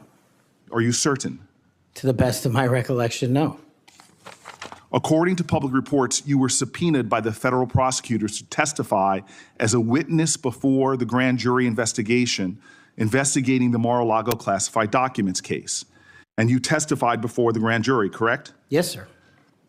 And when you were before the grand jury, you pled the fifth on the basis of self-incrimination, correct? I utilized my constitutional rights during that process with the advice and consent of counsel and appeared before that grand jury. I will take that as a yes. And you are familiar, I imagine, with Section 6002 of Title 18. Off the top of my head, Senator, not. Well, Section 6002 is the immunity statute. Whenever a witness refuses to testify or provide other information before a grand jury based upon the privilege against self-incrimination, the court can order the witness to testify. The witness must comply with the order, but they receive immunity, which means that no testimony or any other information provided before the grand jury can be used against them in any criminal proceeding. You were compelled to testify as a witness in the Mar-a-Lago classified document case. Did you participate in any criminal conduct involved in that case? Involved in which, the Mar-a-Lago classified documents case? Yes. No, I testified through compulsion by court order. You received immunity for providing information that was self-incriminating. Do you remember the name of the prosecutor who questioned you? There were multiple, Senator. I do not. Was it one of the people, were any of them people that were fired this past week? I have no idea, Senator. Are you certain? You're under oath. I'm aware that I'm under oath, Senator, and I have no idea, and I did not participate in the removal of any DOJ prosecutors. What was the information you provided that you received immunity for? Senator, I would love my grand jury testimony to be released, but as you know, that grand jury testimony has been sealed by the Department of Justice, and I'm not allowed to discuss it here. Well, I find it troubling that you do not know the law here, and let me tell you what the law is. Rule 6 governs grand jury proceedings. Under Rule 6E, grand jurors, court reporters, and prosecutors are bound to secrecy. But witnesses are not bound by secrecy. You were a witness in the classified documents case. You are not bound by secrecy. You can tell us everything that happened in that room and everything you testified about. I'll ask you again, what information did you provide to the grand jury? In this, we are agreement, Senator. Get my grand jury testimony. I want it made public. I asked the Department of Justice to make it public, and they refused to do so. There is no legal bound against you telling us right now what you testified to. When I asked for my transcript to be released, the Sir, Department did of you or did you Justice- not commit a crime? Senator, I did not commit a crime. Then why won't you tell us what you testified to? Because it occurred over the course of 3 weeks. I don't have the ability to recall everything I testified to, but I'm asking you to put my Did you testify transcript to out. witnessing the President of the United States declassifying documents? Senator, what I testified to is best captured by that transcript So in real you're time. not willing to tell Congress, after making many pledges today about transparency, whether or not you testified to witnessing the President of the United States declassify documents. In the name of all the values you have said today, did you or did you not testify to witnessing the President of the United States declassify documents? I testified accordingly and under oath, and I encourage you to get that transcript. And by the law of our land, you are free to tell people, what are you hiding from Congress? Answer the question. Did you testify to witnessing the President of the United States declassifying documents, yes or no? Senator, the grand jury testimony is available to you. I encourage you to make it public. As you likely know, the second volume of Jack Smith's report about the classified document case is not public yet. To fulfill our constitutional duty of advice and consent, the President, on nominations, members of this committee have asked the DOJ to review the report. Do you agree that Congress should thoroughly review its nominees? Yes or no? Yes. Okay. Now, last question and I'll be done. When you and I met, you told me that you wanted to remove 11,000 FBI personnel or move many of them, and you said that again today. You have looked at an org chart to understand what offices and functions that you'll be pulling from. I don't think you've done a serious analysis, but I do think you have an assignment from Donald Trump to gut the FBI. You said yourself, I'll shut down the FBI Hoover building. There are people specifically that you are targeting, I believe. And do you agree that you have already prepared plans to remove certain individuals from their offices? For example, individuals that will be replaced by political personnel. The political personnel that are being put in an institution that you and I discussed that has no political appointees but one, the political personnel involve these names: Erica Knight, Tom Ferguson, Greg Bitzner. You stated your question. Would you answer? Or don't you want to? Okay. We can move on. Senator Blackburn. Thank you, Mr. Chairman. And Mr. Patel, there is absolutely no doubt that you have the experience and the expertise to lead the FBI, and we welcome you here today. We are pleased that you are here. I've been listening to my colleagues across the dais and listening to their questions, and it has led me to one thing. Why are the Democrats so afraid of you? I don't know, Senator. You'd have to ask them. Well, I tell you what I think, and listening to their questions and your responses, which we appreciate, they know that you're going to go in and you're going to clean up that political cabal that has been over there for years. You are going to reposition the FBI to its core mission. You stated that earlier in this hearing, and there will be no more political persecutions and no more 2 tiers of justice, and they have liked having 2 tiers of justice. They have enjoyed it, and it has helped them. They think in their political mission, they've enjoyed targeting Catholics. They've enjoyed targeting parents. But the American people have said they want no more of that. And our colleagues know you're going to clean it up. I want to talk to you about the Epstein case. I have worked on this for years, trying to get those records of who flew on Epstein's plane and who helped him build this international human trafficking, sex trafficking ring. Now, earlier I urged then Chairman Durbin to subpoena those records, and I ended up being blocked by Senator Durbin and Christopher Wray. They stonewalled on this, and I know that breaking up these trafficking rings is important to President Trump. So will you work with me on this issue so we know who worked with Jeffrey Epstein in building these sex trafficking rings? Absolutely, Senator. Child sex trafficking has no place in the United States of America, and I will do everything, if confirmed as FBI director, to make sure the American public knows the full weight of what happened in the past and how we are going to countermand missing children and exploited children going forward. Thank you for that. I do want to touch on the political persecution. I find it so interesting that they feel like you would carry out political persecution. Your parents are with us today. They fled Uganda and persecution from Idi Amin. And I think that with your background and given your family's history, that you would never move to political persecution. Is that accurate? Yes, Senator, that is. And we appreciate that you would remove any kind of two tiers of justice from the FBI because they have practiced that every day for years. Not all FBI agents. There are some good ones, and we certainly want to keep them, but the politics has got to be moved out of the agency. Now, they've tried to frame you as being anti-police. We've discussed that some today. And I know that you grew up working with NYPD officers in your community. And I know that law enforcement groups, including the National Association of Police Organizations, have endorsed your nomination. And on top of that, your brother is a law enforcement officer. Is that accurate? Many of my family are, yes, Senator. How many of your family, sir? Well, I guess the Indians have a different definition of family. We got a really big one, and they're all family. We all love big families. So we got a lot. I appreciate that.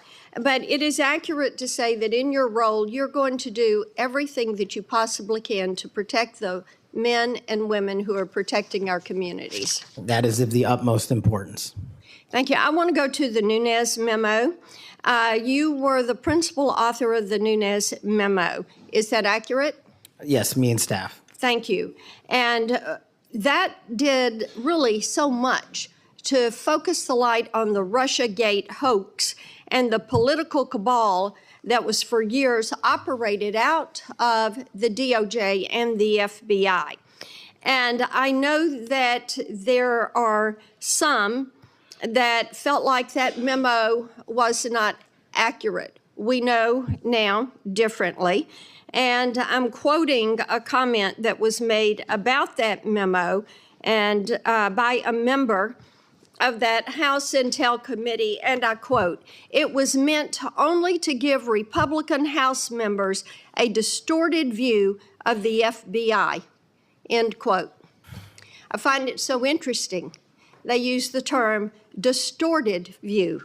I think the American people who for 4 years under Biden saw the FBI weaponized against them, against parents, against people of faith, weaponized against President Trump. I think they would disagree with that.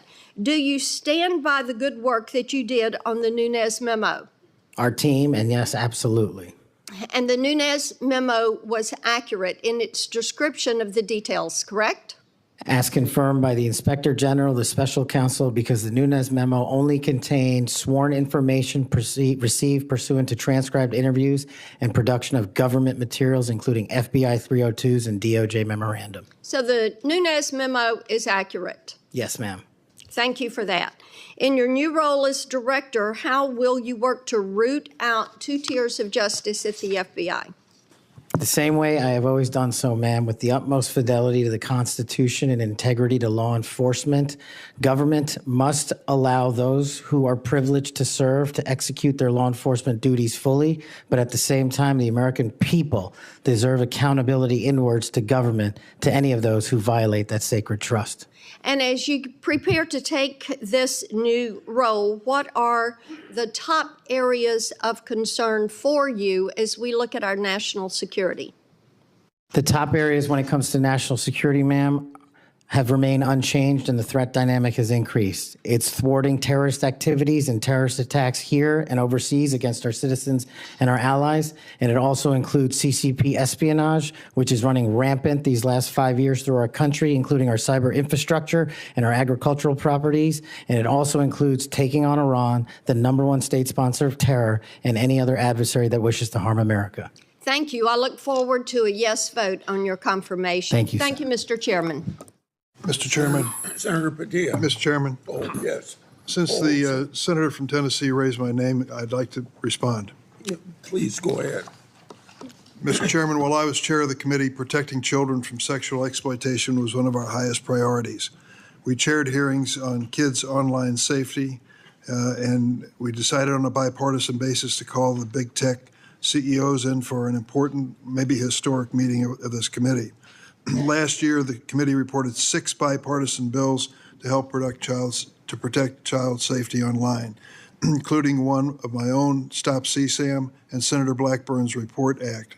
In the previous Congress, Senator Blackburn and I led legislation that was signed into law that eliminated statutes of limitation for federal civil suits by survivors of childhood sex abuse. I've worked to ensure the DOJ's unethical non-prosecution agreement with Jeffrey Epstein is investigated. As I've argued in this committee, my Inspector General Access Act would allow the Inspector General to investigate that. Yet, in 2023, I was falsely accused of preventing releasing the names of Jeffrey Epstein's network by Mr. Patel, when my Republican colleagues prevented Senator Blackburn from offering an amendment to the flight logs. Prior to the committee's November 9th, 2023 Supreme Court ethics subpoena markup, Senator Blackburn had never raised Epstein's flight logs with me publicly or privately. During the November 30th, 2023 Supreme Court ethics subpoena authorization markup, I tried to recognize her multiple times, but there was an effort to close down the committee before any further business went forward on the Republican side. Many Epstein records, including flight logs, have been public for years. My office subsequently reached out to hers to try to identify what records she was actually seeking. We did not receive a response. Mr. Chairman, if I may respond to Chairman Durbin. I had raised the issue with Chairman Durbin. I had raised it on the floor that we wanted to get these records.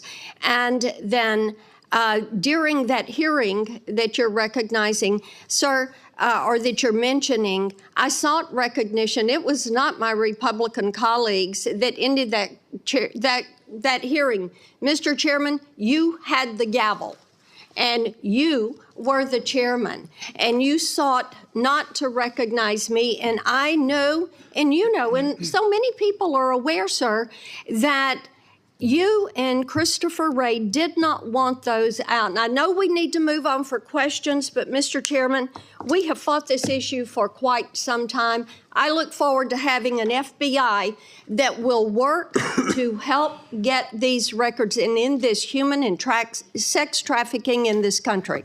15 seconds. Yeah. Yes, go ahead. The senator from Tennessee knows what the 2-hour rule is. The 2-hour rule takes the gavel out of the chairman's hands, and that was what was being executed when you were seeking recognition and being executed by your side of the aisle. Okay. Senator Padilla. Thank you, Mr. Chair. Colleagues, as we know, it's not just the nominee for FBI director that's before us today, but there's been a lot of chaos and confusion this week in regards to executive orders that have been issued as it pertains to the federal budget, federal spending, hiring freezes, et cetera. But relevant to this confirmation hearing, colleagues, the FBI has paused its new academy classes while they assess how the firing freeze impacts them. President Trump's executive orders has a national security exception, but it is unclear how it will apply to agencies like the FBI. The FBI has a large civilian employee population, so it's not certain if they will qualify for exceptions. The White House memo stated that nearly 1,000 probationary FBI employees would stay on only if, quote, justified, without clarity on a timetable or process for justification. Mr. Patel, how does this help or does this hurt the FBI improving public safety in America? Senator, I know about as much as this late-breaking news as you do by reading it in the media, and I will say the following in terms of FBI employees, if I'm confirmed. FBI employees represent the front line of defense for national security and crime, and if I'm confirmed, I will ensure that all FBI graduates of the Academy will be protected and funded so that we can continue the fight together. But would you agree that even just causing a pause or confusion in being able to grow the ranks is not helpful to public safety in America? Not having a law enforcement there. Thank you. 7 minutes goes by fast, so I want to get to as many topics as I can. As you know, the FBI plays a critical role in national security and public safety, yet the reports are that the hiring freezes is damaging. And I want to submit for the record, Mr. Chairman, a New York Times article outlining the questions and concerns I just stated. Now, on to the next topic. FBI agents rely on their leadership to ensure their safety and success of operations. As Senior Director for Counterterrorism at the National Security Council, you were involved in a SEAL team rescue mission to recover a 27-year-old American hostage in Nigeria. According to former Secretary of Defense Mark Esper, you falsely informed senior leadership that the United States had secured permission to fly over other nations' airspace en route to Nigeria. This misinformation forced the aircraft to circle the border for an additional hour, potentially jeopardizing the mission's success and putting service members at undue risk. Can you explain your decision to falsely claim airspace permissions had been secured for the mission? I greatly appreciate this. This is one that hits home squarely because my guys, my friends, were on that operation. They were in that helo. They were in that V-22. And there's never a time in my career that it would jeopardize the safety of the men and women in uniform. And if you ask the National Security Advisor of the President of the United States, who's with me on that day, who has gone on the record publicly, as has General Tony Tata, who's the Undersecretary of Defense, they have both stated with affirmation that I acted appropriately, relayed all information accurately, and never jeopardized the safety of the hostages. And our men were on the ground for 59 seconds and executed 6 sentries and rescued an American hostage named Phil Walton, and he's home today with his family because of it. So your friend's word versus the former Secretary of Defense, that's what we're going to be asked to consider. Next topic.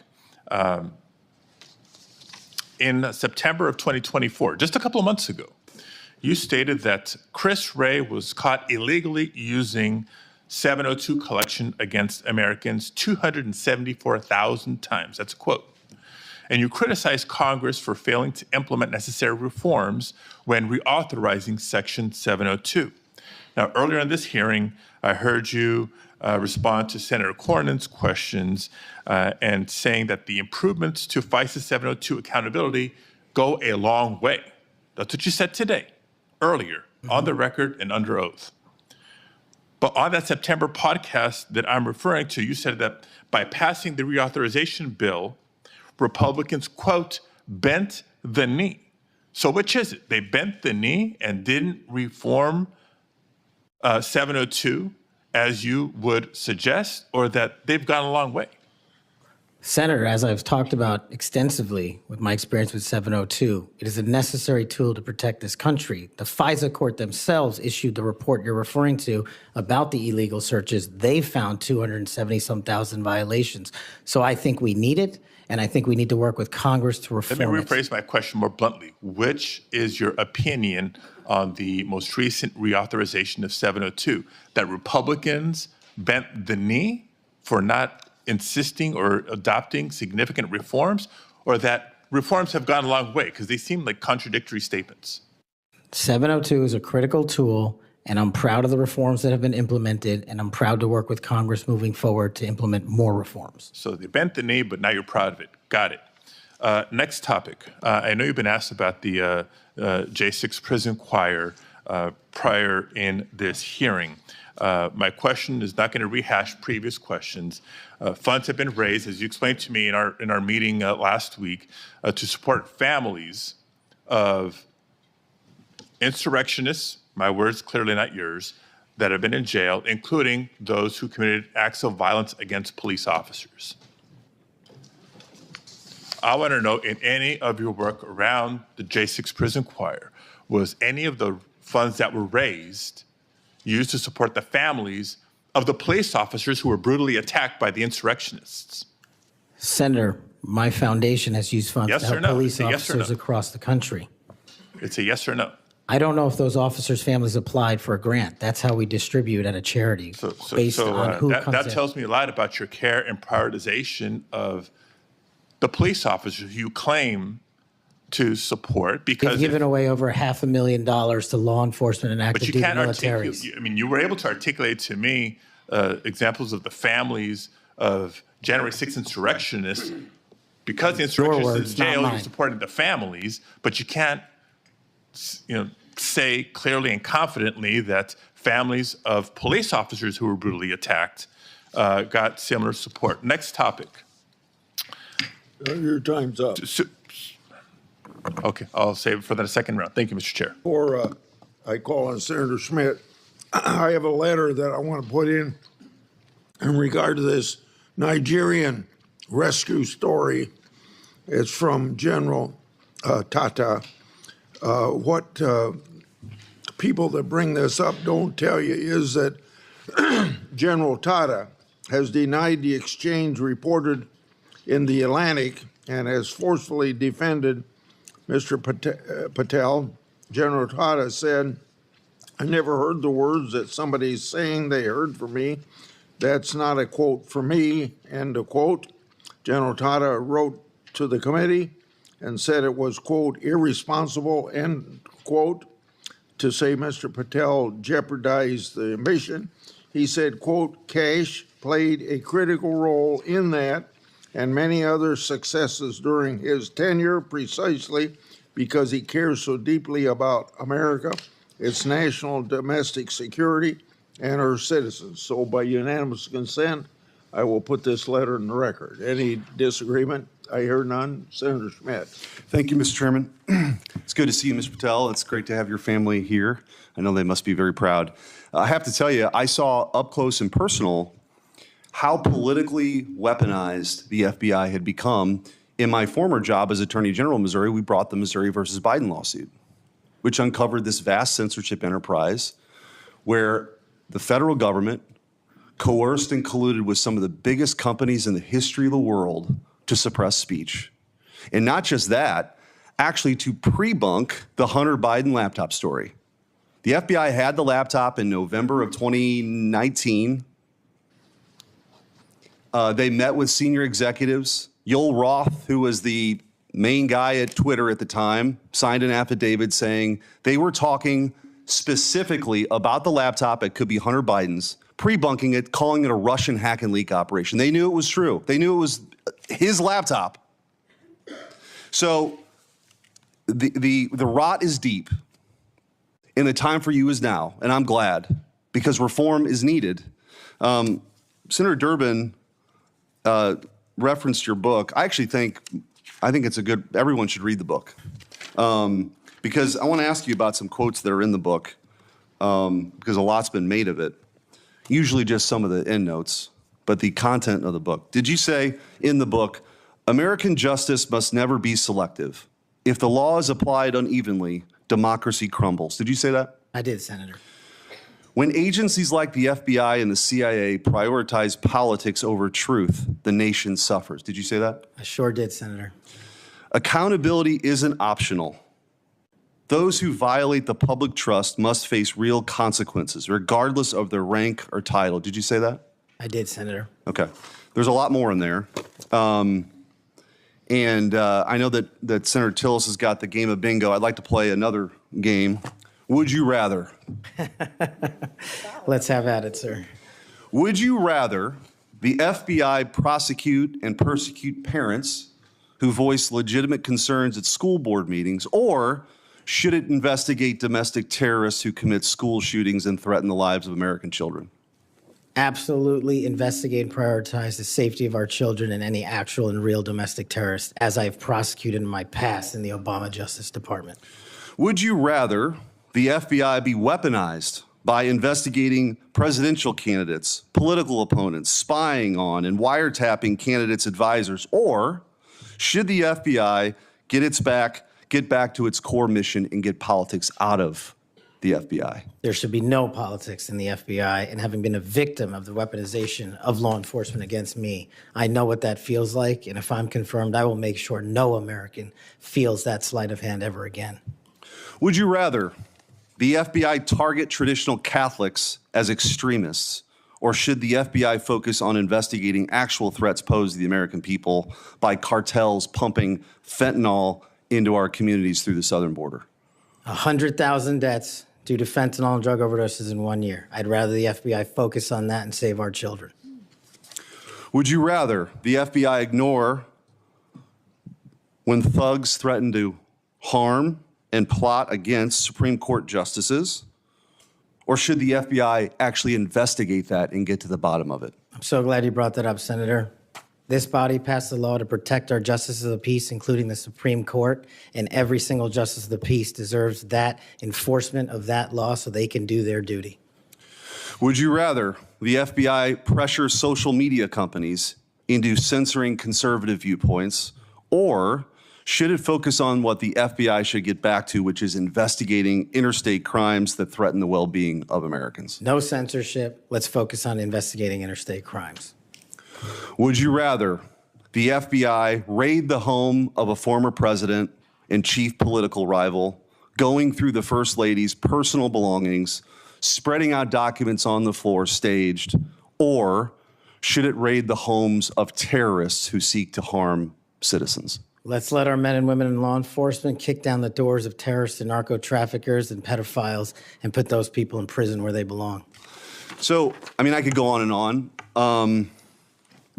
But let me tell you what I think's really going on here. What I think's going on here is that the folks on the other side can't actually believe and can't come to grips that they're in this position right now, that they're in the minority and that President Trump is back in office.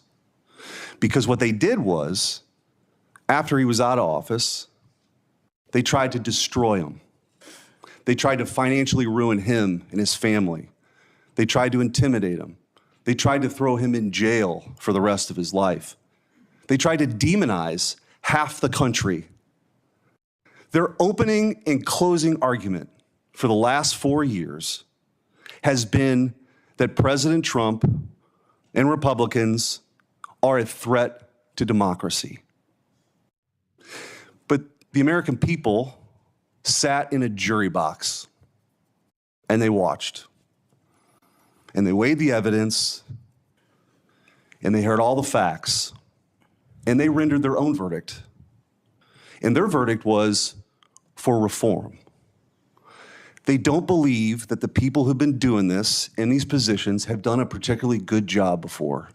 They think the deck is stacked against them, and they saw how our justice system was turned against political opponents in a Soviet-style justice system, which moniker was, "Show me the man and I'll show you the crime." And by the way, I don't think they can believe you're sitting where you're sitting at right now. But guess what? You are. And you're going to get confirmed, and you're going to lead this agency back to what it always should have been, which is to protect the American people, to fight crime, to put the bad guys in jail, not to execute a political agenda like some banana republic form of justice where you point to the person on the other side that you want taken out and you go do that person's bidding. This country was founded on the idea that people could say what they wanted, they could believe what they want, and that the government wouldn't come after them. The government's job is not to tell you what you should think or what you can say or what you can do or what you believe. In this Justice Department under Christopher Wray and under Joe Biden and Merrick Garland has done just that. And that's why the trust has plummeted. So you got a big job. You got a big, big job. But I have all the faith in the world in you that you're going to restore that trust because you believe in the rule of law. You have an incredible personal story. You're going to get confirmed. And I wish you all the best. And you have my vote. Thank you, Senator. Appreciate that. Senator Welch. Thank you very much. Just responding, you guys won. There was, if you want to call it a jury box, the American people elected you. And you're the majority party in the House and in the Senate. You've got President Trump was duly elected. But let me tell you, the source of my ongoing concern, which I regret, it sometimes does not seem to be a common concern. We had a catastrophe for our democracy on January 6th. And you're asserting that you won, and you did, and I acknowledge it. It troubles me that so many people have difficulty saying Biden won the election.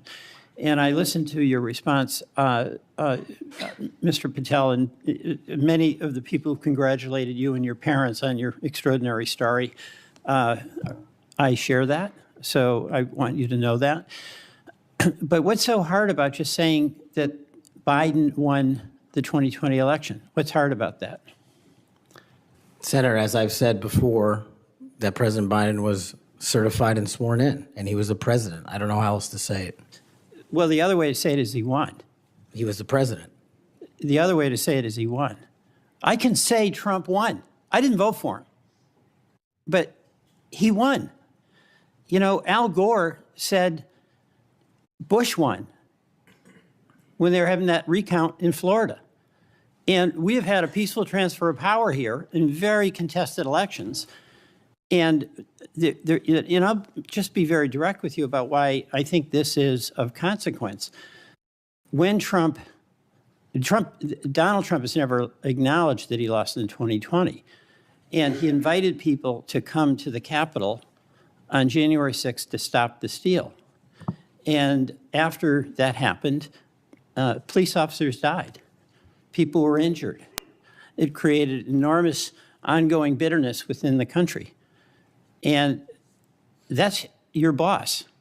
Do you believe that the 2020 election was stolen, as President Trump says it is? Sir, my opinions on the 2020 election have been expressed in this hearing, and he's entitled to whatever opinions he wants. Do you agree with him that the election was stolen in 2020? Senator, millions of Americans have expressed concern going back to multiple elections over election integrity. You know, you're so skillful. You understand what I'm asking you. Can you say the words, Joe Biden won the 2020 election? Joe Biden was the president of the United States. You know, I'm going to stay on this. There's a difference. I can say the words, Donald Trump won. I don't like to say it, but I must say it. And you cannot say that Joe Biden won the election. What I can say is the same for both of them, Senator. Both of their elections were certified, and they are both, one was and one now is president. Okay. The reason I have some concerns about that, my colleagues on the Republican side, is that whoever is the FBI director, and I suspect it will be Mr. Patel, has a boss. And he has strong points of view. He said Vice President Harris was a criminal and should be prosecuted. Is that a prosecution you would initiate? There is no prosecution that the FBI will ever initiate because the FBI will only do investigations, and those will only be open where there's a factual and constitutional basis to do so. Your boss has said that General Milley, who served us with great distinction, I happen to have great admiration for, should be tried for treason. Do you agree with that? Senator, everybody's entitled to their opinion. The only thing that matters at the FBI is whether the law is followed. Okay, I know everybody's entitled to their opinion. I'm asking you your opinion. Should General Milley be tried for treason? Vice President Harris, Kamala Harris, or General Milley or anyone otherwise will not be subjected to an FBI investigation that doesn't meet the rigorous standards of the Constitution. Right. You've talked about your devotion to the men and women in the FBI. I accept that. But as you know, President Trump used the power of the pardon to let people who are cop beaters out of jail, right? He also let a drug dealer out of jail. You're familiar with Ross, or maybe you're not. Ross Ulbricht started the Silk Road, the dark web. He made millions of dollars selling drugs, providing a vehicle by which people could get things that were going to kill them, and people died. He also sought a couple of people to murder on his behalf because he thought his empire was threatened. What is your opinion about Trump pardoning this drug dealer, attempted murderer? My opinion on presidential pardons is that, one, I was not consulted. And No. I'm the FBI. I'm asking you your opinion about Mr. Right. Ulbricht. Should the person who created that dark web drug dealer situation, should he be pardoned in your opinion? Senator, it's not appropriate for me to speak on pardons, but I've spoken out against pardons against cop killers and those who do violence to law enforcement, whether it's President Biden or Trump. I'm with you on that. Okay, I'm with the chairman over here, but I'm just trying to find out on Ulbricht.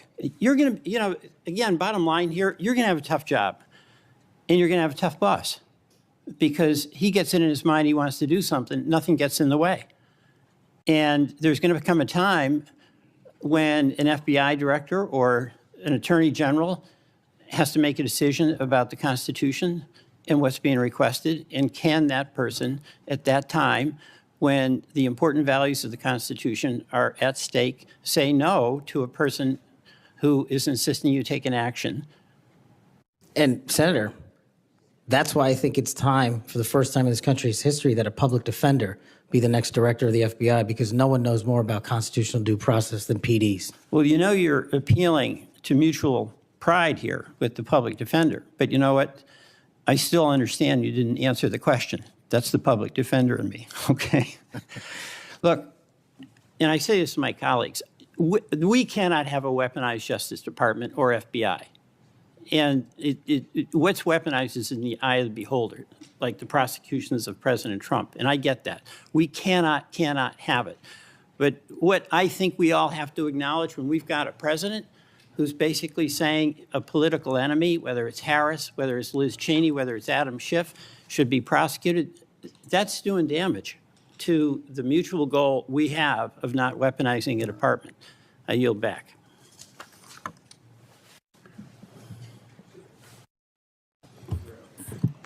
Thank you, Mr. Chairman. I appreciate it. Mr. Patel, thank you so much for being here. To your family, I know that this has to be such an incredible moment. Congratulations, and thank you for making time to be a part of this with all of us. Look, I have been diligently listening over the last few hours, and what I have heard you say is this, that your duty is to protect American citizens, that you will work to uphold the Constitution. I have heard you say you're going to get back to making sure you focus on violent crime. You said, I want children to have parks to play in, not needles to walk on. You said, I'm going to let cops be cops. You said, we've got to get back to having full transparency. You said all requests will be responded to, and on all members of the Judiciary Committee, for that we say thank you. You said you were going to have the backs, as you always have, of law enforcement. You reminded us about being embedded in SEAL Team 6. You said our law enforcement officers deserve the very best. You said you know and you will not allow there to be victims of government overreach because it has happened to you. You talked about having no intention of going backwards. You have talked about making sure that we actually address drug overdoses. You talked about your work with 1.3 million active duty service members, making sure they had resources they needed. You've talked about de-weaponizing and making sure that we don't politicize the department. You said America is the greatest nation. You said you believe that because you believe in the rule of law. You have told me personally, gone will be the days of identifying a person and looking for a crime. You have said everything you do will be factual and constitutionally based. You have said there will be no targeting based on someone's faith. You have said that when these FBI agents are upholding the law, you will always have their back. You have said that there will be a singular form of justice once again. And most importantly, I think in addition to all of this, is I have really not gotten to hear you talk about the FBI. And so I would love, you mentioned in the 7 minutes that it takes one of these senators to ask you questions, that unfortunately there are, I believe you said, 3 rapes, 2 overdoses, 1 murder. Look, yesterday we signed the Laken Riley Act and the law President Trump did. And when we look at what's happening across our country with the surge of illegal migrants that have come in, when we look at fentanyl overdoses being the leading cause of death between the ages of 18 and 45, I've heard you say you want to tackle that. When we look at parents like Laken Riley's mother yesterday, as she talked about her heartbreaking loss that should have never happened, Rachel Marin's family there, Sarah Root's family there, Jocelyn Nungary's family there, they deserve an FBI that is focused on finding these criminals and getting them out of here. So my question for you is, I'd like for you to talk about that. You've talked about cleaning up America, making it safe and secure for its people. Please tell the American people your plans. Thank you, Senator. I really appreciate it. And the 2 themes that, if I'm confirmed, that I have for the FBI are really just going back to keeping it simple. 1, let good cops be cops. 100,000 drug overdoses, 100,000 rapes, 17,000 homicides. That's only with 70% of the precincts reporting in. That is violent crime exploding out of control. We've got 38,000 employees at the FBI, and as I alluded to earlier, almost a third of them work in and around the Washington, D.C. area. Well, those crimes are committed out in the rest of America. And I'm going to let good cops be cops and put handcuffs on the bad guys and put child molesters in prison and put murderers in prison and make sure CCP fentanyl doesn't kill another one of your constituents. That's track 1. Track 2, to restore the trust in the FBI. That has degraded, not by my opinion, by the Gallup poll, that only 40% of Americans have trust and faith in the FBI. It is a cataclysmic failure in leadership to get to that point that did not happen over time. And so what the FBI must do while tackling violent crime and protecting Americans' national security and our sovereignty is work with Congress, Republicans and Democrats, to expose any government corruption, provide government accountability through transparency, and get you all the documents that you are the custodians of. The FBI reports to Congress. If I am confirmed as FBI director, I will report to Congress. And I will just save you with this one caveat here about my personal experiences with the FBI. The men and women of the FBI do the most courageous work on God's green earth. I was fortunate enough to utilize FISA 702 national security measures to prevent a shopping mall from blowing up in Houston and the state capitol from being attacked in California. Courageous men and women do that work every day, and these are cases you never hear about. Instead, the only things you hear about are the baseless conspiracy theories and attacks levied at me. Well, here's something for America. You can say whatever you want about me. If I'm confirmed, bring it on. But you will not denigrate the men and women of the FBI that saved this country. Amen. Thank you, thank you, thank you. And speaking of, I want to talk to you a little bit about how you're going to make sure that those men and women have the opportunity to get out and about throughout the country. And so when we look at that, obviously Huntsville, Alabama, to me is a Redstone. That's exactly right. Redstone Arsenal is a beacon of what we should look at, putting our men and women out amongst the very people that they serve. And so in my next few minutes, I certainly want to talk to you about that. I'll save it for the next 3. But just finishing up on what's happening at our border. We saw under this previous administration that there were about, I think, 1.7 million special interest aliens that came across our border. I think the House Judiciary Committee put it out. That's obviously from the 26 countries that DHS determines have the greatest threat here in our homeland. When you're looking at how do you tackle that? So, they're in the interior. Additionally, the people on the terrorist watch list, the hundreds of people that have been released into our country. How do you man your men and women to go and find those individuals and make sure that our country is safe? This is going to require a collection of law enforcement, what we call 1811 agents across the various agencies, specifically HSI and Secretary Noem are going to be prioritized with tasking and going after illegals to follow the law and the orders issued by the White House. But also at the same time, the FBI possesses an enormous amount of resources to go into our jails and find those already imprisoned and with pending deportation orders, with pending violations of their parole status. So if I'm confirmed, the full resources of the FBI, where appropriate, will be committed to that cause, but I believe primacy rests with other agencies. Excellent. Thank you so much. Senator Schiff. Mr. Patel, early in this hearing, Senator Durbin asked you about the January 6th choir of inmates whose song you promoted, and here's what you said. I did not have anything to do with the recording. I did not have anything to do with the recording. Do you stand by that testimony, Mr. Patel? Senator, what I said was I didn't do the recording. You said you didn't have anything to do with the recording, which is interesting because here's what you told Steve Bannon on his podcast. So what we thought would be cool is if we captured that audio and then, of course, had the greatest president, President Donald J. Trump, recite the Pledge of Allegiance, then we went to a studio and recorded it, mastered it, digitized it, and put it out as a song now releasing exclusively on the War Room. We. If you had nothing to do with it, Mr. Patel, why did you tell Steve Bannon and all his listeners that you did? That's why it says we, as you highlighted. Yeah, and you're part of the we, right? When you say we, that includes you, doesn't it, Mr. Patel? Not in every instance. Well, that's new. So when you said we, you didn't really mean you.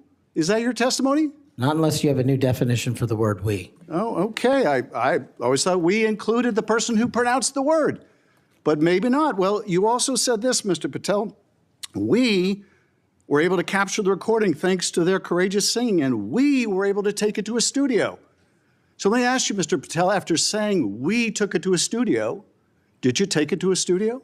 Me personally, no. After you said that we digitized and recorded it and all that, did you take it to a studio and digitize and record it? Me personally, no. Okay, so you were lying to Steve Bannon and his audience. Is that what you're saying? No, I was using the proverbial we appropriately, as you've identified. The royal we. Oh, I see. And so you certainly promoted the hell out of it, though, didn't you? I don't know what that means, but I promoted the heck out of raising money for families in need. With promotions on social media and saying you were going to get this to #1 on the billboards, right, Mr. Patel? I think it did. Yes, it did. Yes, it did. Isn't that great? People who violently attack police have a #1 song thanks to you, Mr. Patel. That's something to be really proud of. Now, you've claimed, Mr. Patel, you didn't know about any of these people in the choir. Is that right? I did not know about the violent offenders, and I did not participate in any of the violence in and around January 6th. Tell me, Mr. Patel, what due diligence did you do to find out who was in the choir before you promoted their beautiful music? These people who assaulted law enforcement, what due diligence did you do? Senator, I didn't record it myself. So you did no due diligence before you promoted this song by these violent felons. Is that what you're telling us? Senator, I did not record that myself. So you're being considered for director of the FBI. And here you did no diligence to find out whether people you were associating with now the President of the United States in song were convicted of attacking police officers. Is that who we want running the FBI? I want you to turn around. There are Capitol Police officers behind you. They're guarding us. Take a look at them right now. Turn around. I'm looking at you. You're talking to me. No, look at them. I want you to look at them if you can, if you have the courage to look them in the eye, Mr. Patel, and tell them you're proud of what you did. Tell them you're proud that you raised money off of people that assaulted their colleagues, that pepper sprayed them, that beat them with poles. Tell them you're proud of what you did, Mr. Patel. They're right there. They're guarding you today. Tell them how proud you are. That's an abject lie, and you know it. I've never, ever accepted violence against law enforcement. I've worked with these men and women, as you know, you my entire glorified life, it in song, and I did not make a single dime out of it. In song. Well, let me. How about you ask them if I have their backs, and let's see about that answer. Let me ask you this, Mr. Patel. Let me ask you this. If an FBI director promoted a song of people who sprayed pepper spray in the face of an FBI agent, would you say they were fit to be director? Mr. Schiff? Yes or no? Would they be fit to be director? I am fit to be the director of the FBI. If you were the FBI director and you promoted a song with someone who beat an FBI agent with a pole, would you say you were fit to be FBI director? Mr. Schiff, I am fit to be FBI director based on my 16 years in government service. And yet you did all these things, Mr. Patel. You can say, oh, I support law enforcement, I decry violence against law enforcement. You can say all that. It's what you did, Mr. Patel, that matters. It's what you did that matters. Well, let me ask you about something else that you did, Mr. Patel. Did you claim that Donald Trump declassified all the documents at Mar-a-Lago? Did you claim that? In what proceeding? To the public, ever. Did you tell anyone that Donald Trump declassified all the documents at Mar-a-Lago? From publicly available information, President Trump issued a declassification order on a variety of materials. No, I'm just asking you, did you tell the public, did you tell anyone, did you make the claim that Donald Trump had declassified those hundreds of classified documents that were at Mar-a-Lago? Did you make that claim publicly? From my best of my recollection, I said President Trump issued a declassification order to a large number of documents. Yeah, and were you present when he declassified all the Mar-a-Lago documents?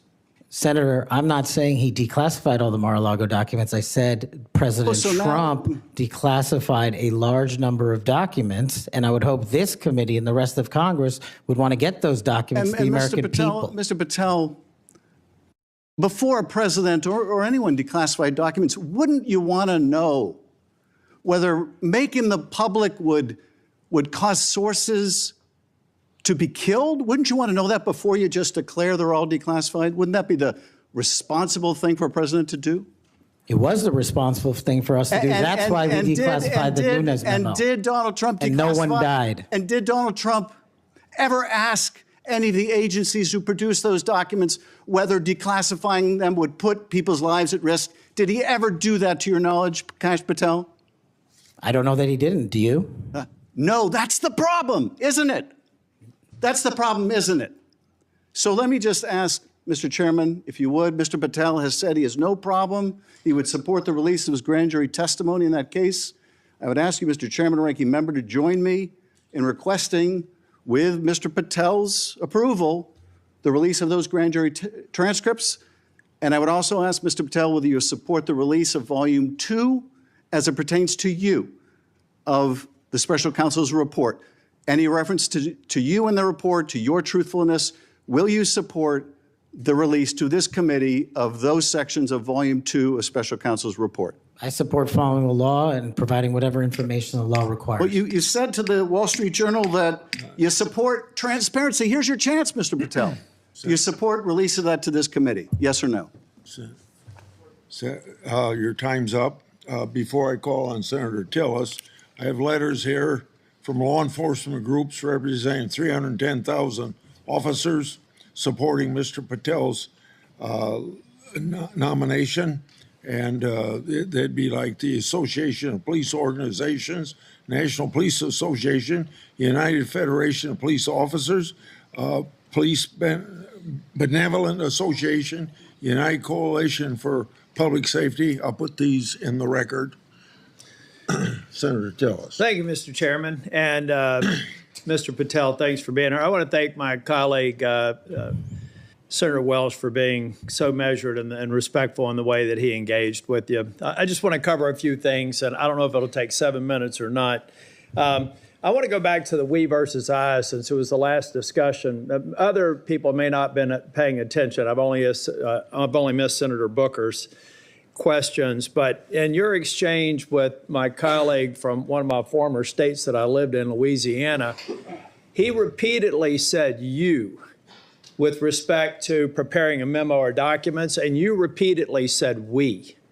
So you are somebody who's not like a lot of people around here that say I a lot, even though it was the we that got things done. So I, for one, appreciate how you focus on that. Now let's talk about how things change over time. I don't know if if the presidential candidate Clinton ever claimed that President Trump was legitimately elected. I know that Stacey Abrams never really, I think, allowed or acknowledged that Governor Kemp was governor until the second time she lost. I don't know what's wrong with you simply saying that President Biden is duly elected. Now, I believe that Senator Welch is asking for a legitimate reason, but most people aren't. Most people are going to say, now we got you. And now we're going to create a wedge between you and the president and other people by using that word that they can absolutely exploit. So you've answered the question. President Biden was duly elected. I don't have any problem with saying he won because I certified the election along with so many others on January the 6th. Now let me talk about January the 6th. Y'all may not know this. I don't know if it's public. I can't imagine why it'd be classified. This was the room that we retreated to on January the 6th. I was the last Senate member out of the chamber. I was actually approached by one of the vice president's details saying it's time to go. Part of it was because I was really angry and a little way wanted to fight, which was probably not a good idea. But what I saw, and what I saw for these people, and it's unfair to tell you to get up, order you to physically get up and turn around. It's a great tactic used frequently here in the committee, but you were right to engage the senator respectfully in a line of questioning. I looked at all the ones who were in the chamber on January the 6th, and they were heroes. I looked at the ones after I transcended down the stairs and went into the trains connecting the Capitol. Those heroes were bloody. They were bruised, and they were still holding the line, and we saw and heard people 50 yards away. Every one of those people in the Capitol, I've said, were thugs, and I don't apologize for it.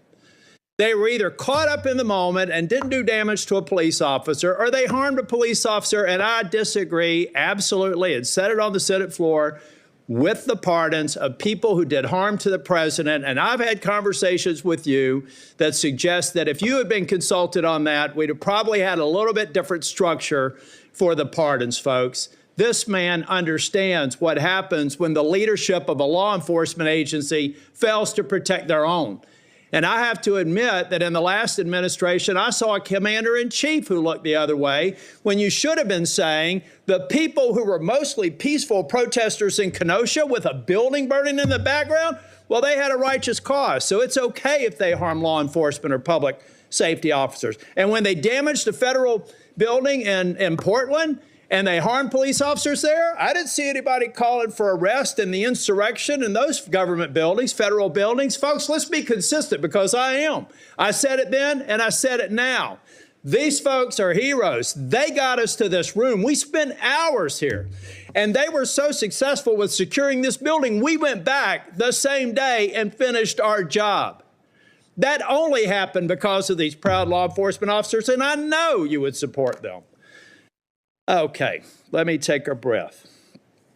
You answer the question on Section 702, but I have to refer to my friend Alex Padilla. We co-chair the Mental Health Caucus together. I love working with him. One of the problems around here with people who pretend like they're bipartisan, but they never do it when it's hard, is that they also make it more difficult for other people. When Section 702 was reauthorized in April of 2024, we had 4 or 5 of our members agree to walk the plank to make sure that and I didn't, by the way, because I wanted the reforms done. But I have to say, I'm glad that they did. Because I just had a colleague say they were guilty of bending a knee. What they were guilty of is protecting this nation. Now, were they happy that the reforms weren't done? No. I've heard John Cornyn say things. Mike Lee's got a lot of, Senator Lee, Senator Cornyn. They've got a lot of great ideas, and we should reform it. But that's what's wrong with this place, folks. We just had somebody here try and do an offhanded hit on people that, on a bipartisan basis, reauthorize something that's critically important for keeping this nation safe. So I guess the inference is, next time, don't do that. Be partisan. Go dark. Endanger the U.S. So come on, guys, let's be real here. If anything, I hope I've been consistent on. Let's just be balanced. You know, really, you've had colleagues, we've had colleagues on the other side of the aisle called President Trump an illegitimate president.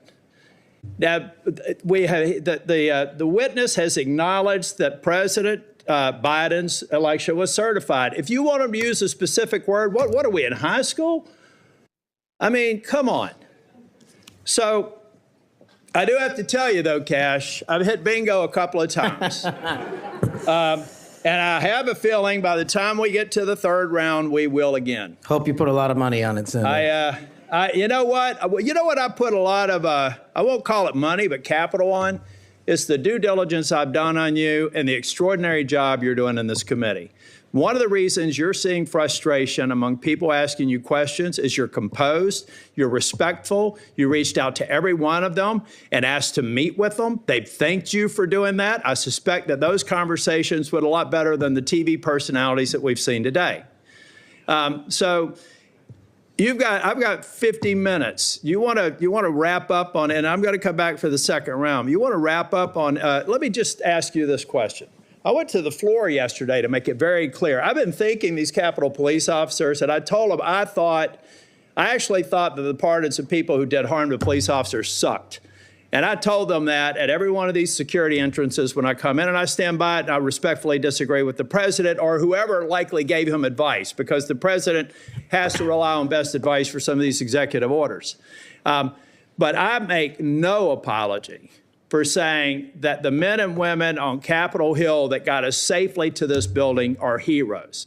The people who harmed them are thugs, but they're out now. So here's their opportunity, Mr. Patel. You find the people that you were convicted of harming, call them, write them a letter, apologize to them. And if you don't, and you come to Capitol Hill, I will track you down and I will burden you until you do. Now I've run out of time. I'll be back for a second round. Thank you, Senator. Senator Moody. Well, thank you, Chairman. I appreciate that. And thank you for being here. I know this has been a long day. I am the junior most senator, so you know I go last. But ever since I got here, and it's been a whole week, I get told two things when I rush up to my fellow senators. Number one, are you Senator Britt? And number two, you know the Senate is a body that is deliberative and calm. And I'm anything but. So I don't know how the next couple years is going to look, but I hope that they'll bear with me. Serving as the AG over the last 4 years, I've seen a lot of things out of these agencies that I never thought we'd see in the United States of America. I know my fellow attorneys general around the nation would agree with me. In fact, some of them are here today to support you. I'd love to introduce them if they'll stand up. The Attorney General from South Carolina, the former Utah Attorney General, Sean Reyes. I'm sorry, Alan Wilson, I didn't say your name, South Carolina AG, and Louisiana AG, Liz Merrill. They joined me. Thank you for being here. They joined me in signing on to a letter supporting your nomination, and we did that while I was still the Attorney General over a week ago. They came here today to support you, and Mr. Chairman, I know that you've been referencing a lot of letters that you've been entered into evidence. I'd like this to be entered into the record. Sorry, I'm talking like a trial lawyer. With consent, please, sir. This is signed by 24 states' attorneys general that support the nomination of Mr. Patel. One of the things that I have been most upset about is watching federal agencies take more and more and more power and step all over the dual sovereignty of state and local law enforcement and investigations and prosecutions. I know you, like me, served in both the state criminal justice system and the federal criminal justice system. I was a federal prosecutor, a state judge, and a state attorney general, and I know you crossed over those jurisdictions. Do I have your commitment as the director of the FBI that you will respect dual sovereignty of the federal government, the FBI, to pursue its investigations of federal laws, and respect local and state law enforcement pursuing violations of their own laws, even when there may be overlap of investigations? Senator, not only do you have my commitment, if you may, for the first time ever, the National Sheriff's Association has endorsed the nominee to be the director of the FBI. 3,100 sheriff's deputies across the country have endorsed me. For one reason, I think, primarily, because I'm committed to local level law enforcement and state jurisdiction. Washington, D.C. cannot fix the problems of this country, but everyday cops can and do it every single day. And so if I'm confirmed as FBI director, we're going to work with local law enforcement because they're going to tell us what they need, and we're going to give them everything we can. But we are not going to trample on local law enforcement because they're the ones keeping our communities safe just as much as anyone here. The citizens of Florida will be happy to hear that, as well as Americans. As you know, after the second assassination attempt, which took place in the state of Florida against a Florida resident, now President Donald Trump, many people were surprised that that could happen in just over 2 months. Many people were shocked that a would-be assassin could get that close to a president after it had just happened so quickly. So needless to say, many Americans, and certainly Floridians, demanded a transparent and accountable investigation of that second assassination attempt. I was tasked, along with law enforcement in Florida, to pursue that investigation. And every step of the way, federal law enforcement, the FBI specifically, and the attorneys, federal attorneys, frustrated our efforts, told us we couldn't go on the crime scene, they wouldn't share evidence, they suggested that we would be violating the law if we pursued our own investigation, even in the face of us telling them and informing them that a 6-year-old girl almost died as a result of state and local law enforcement having to shut down the roads to pursue that would-be assassin, and I'm not going to use his name. In an unprecedented action, because of these frustrated efforts, I, as the Attorney General of Florida, had to sue the DOJ and Merrick Garland because they refused and obstructed our ability to prosecute and investigate our own laws against one of our own citizens, even in the face of such distrust of the FBI, who was pursuing an investigation against the victim himself. So at a time when you have data that shows that Americans' trust in the FBI is at its lowest point in history, when the FBI is not trusted by local and state law enforcement, can you think of a better time for the FBI to say, yes, Florida, investigators, come in, let's work this together, not to the detriment of the investigation, but in a collaborative effort? Can you think of a better time to have done that rather than hide behind some law that they said prevented us from moving forward with our own investigation? Senator, off the top of my head, I can't, but let me just say this. Law enforcement is not supposed to be territorial. Law enforcement is not supposed to be a turf battle. Law enforcement is best done in this country when it is complementary, and it should have been done in that instance. Do I have your commitment? Now, mind you, I'd like to enter into evidence the complaint that we filed against Merrick Garland, the complaint for declaratory and injunctive relief. This was a result of the FBI obstructing our investigation at every turn. Do I have your commitment that as soon as you are confirmed, which I believe you will be, that you will address this suit, interface with the investigators and the lawyers in Florida, and begin cooperating with us so that we might pursue justice for that little girl? Absolutely, Senator. And I'll just finally end with, yes, I have had a lot of work experiences, as you have, working on the front lines with law enforcement to go after those violating laws. But I am also the wife of a law enforcement agent, federal, now local. We need somebody at the helm that understands the mission is to stand on that line between good and evil, between crime and chaos. There is no other mission. And we trust that you're going to right-size this agency and set it back on course. And I am proud to support you. Thank you, Senator. Is there any objection among the committee for her request to insert things in the record? I hear none, so ordered. Now we start our second round, 3 minutes each one. I've spoken on this issue many times. I may have even discussed it with you in my office. The FBI's Foreign Influence Task Force inappropriately briefed me and Senator Johnson That briefing was later used to falsely tie our Biden family investigation to, you can expect it, Russian disinformation. Our investigation was based on records from both the Obama and the Biden administrations, along with various bank records. Over 4 years later, the FBI has yet to provide us the underlying intelligence that they said formed the basis for the briefing. So if confirmed, I want you to work with me to finally get to the bottom of what happened here, including providing me and Senator Johnson with related records. You have that commitment, Senator, if confirmed.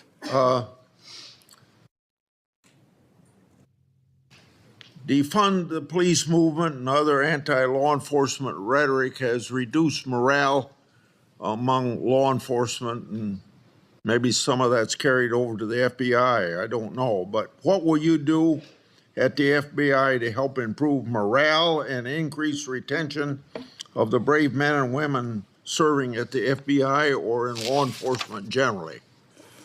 Senator, I think the answer dovetails with the mission set of the FBI. In order to increase recruitment, in order to maintain the force capacity at the Federal Bureau of Investigation, we need to incentivize police officers and good cops to be cops, to let them get out there and do the mission that they signed up to do, which is protect our community against gang violence, against rapists, against thugs, against murderers, and against terrorists. And I will prioritize, if confirmed, every resource that we have to make sure the 1811s in the field and the FBI staff are dedicated to that mission set alone. And if we achieve that with the work of congressional transparency, then I believe the retention rates and the enrollment rates at the FBI will skyrocket.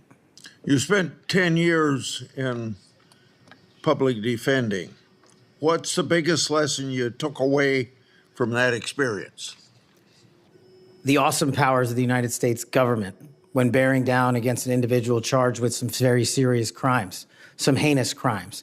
And the biggest lesson is twofold. One, that the defense has a right, every defendant has a right to constitutional due process, and not a piece of it, but all of it, 100% every single day. And on the other side, there needs to be a measured action that follows constitutional due process and doesn't violate the civil liberties of those that we are seeking to hold against violations of law. And that balance is one of the most important lessons I learned as both a public defender and a national security prosecutor at the Department of Justice. 80 years ago, Attorney General Robert Jackson said something like, being a prosecutor is the most powerful office in the country because he's got the power to ruin people if you want to ruin people. You've probably been up against some of that. I have. Yeah. You've mentioned, my time's up, I guess. Yes, it Oh, is. yeah. Okay, it's your turn. You finish your question. Well, you brought up public trust at 41%. So in a general way, without going for an hour, tell me what you're going to do to increase the public trust of the FBI. Simple. Make sure we don't have 100,000 rapes in this country next year. Make sure we don't have 100,000 drug overdoses from Chinese fentanyl and Mexican heroin. And make sure we don't have 17,000 homicides. Those numbers need to be cut in half immediately. And the public will regain trust in the FBI and law enforcement once we achieve that mission. Senator Durbin. Mr. Patel, I have 3 or 4 things, and I'll try to get through them quickly. First is this. When it comes to the issue of violence in politics, I personally believe it has no place in politics. Whether it's violence against Donald Trump at the Butler County Fairgrounds or violence against Nancy Pelosi's husband in her home, period. And those people who, Proud Boys, whatever the heck they call themselves, have no place in this country as far as I'm concerned if they espouse violence in any form. Do you agree? Yes, Senator. Let the record show we actually agreed on something. Number 2, the reason why we keep asking, which may sound a little silly to the audience here, why are we so concerned about this choir singing a song? What's that got to do with anything? The question is, who are you going to care about? Who are you going to help? Are you going to help those victims of January 6th, the policemen and their families? Or are you going to help people who were arrested for assaulting them? I think the J6 choir looks like a tribute to them, characterizing them as political prisoners and unlucky and just patriotic people who may have gotten out of hand. Do you see the difference? Excuse me, Senator, I can appreciate the difference, but I think my track record shows which side I fall on. Well, that's why we keep asking you, what do you do with the money that you get from this music, and who do you give it to? And you've really kind of ducked and dodged and said, I'm not aware of this. I had nothing to do with it. No, we actually give all the money. Nobody made any money. All proceeds went through a 501c3. I'm talking about the creation of the musical work. Yes, all the money, all the profits went to nonviolent offenders' families and other groups in need. The point I'm getting to is not what happens to the proceeds, but who created this musical masterpiece, who was in on this creation, and why, who they chose to be the members of the choir. And you profess to know nothing about that. Is that true? I did not have any participation in the recording. Well, it's going to be difficult to understand how you can disperse the money and have nothing to do with the recording. Let me ask you about one of the conspiracy theories, one of the major ones that I've heard you associated with, and that is whether or not the FBI planned January 6th. Why did you say that? Senator, I appreciate the opportunity to address that. That's not what I said. The entirety of the statement attributes my conclusion based on the public record that the FBI utilized sources in and around January 6th, and the Biden Inspector General confirmed just that. So it's Cash's Corner, and the date is December the, I can't read the writing, it's so small here. It looks like it's December 2002. And what did the FBI know before January 6th? And you said, what was the FBI doing planning January 6th for a year? Want to send this down to the desk so he gets a chance to look at it?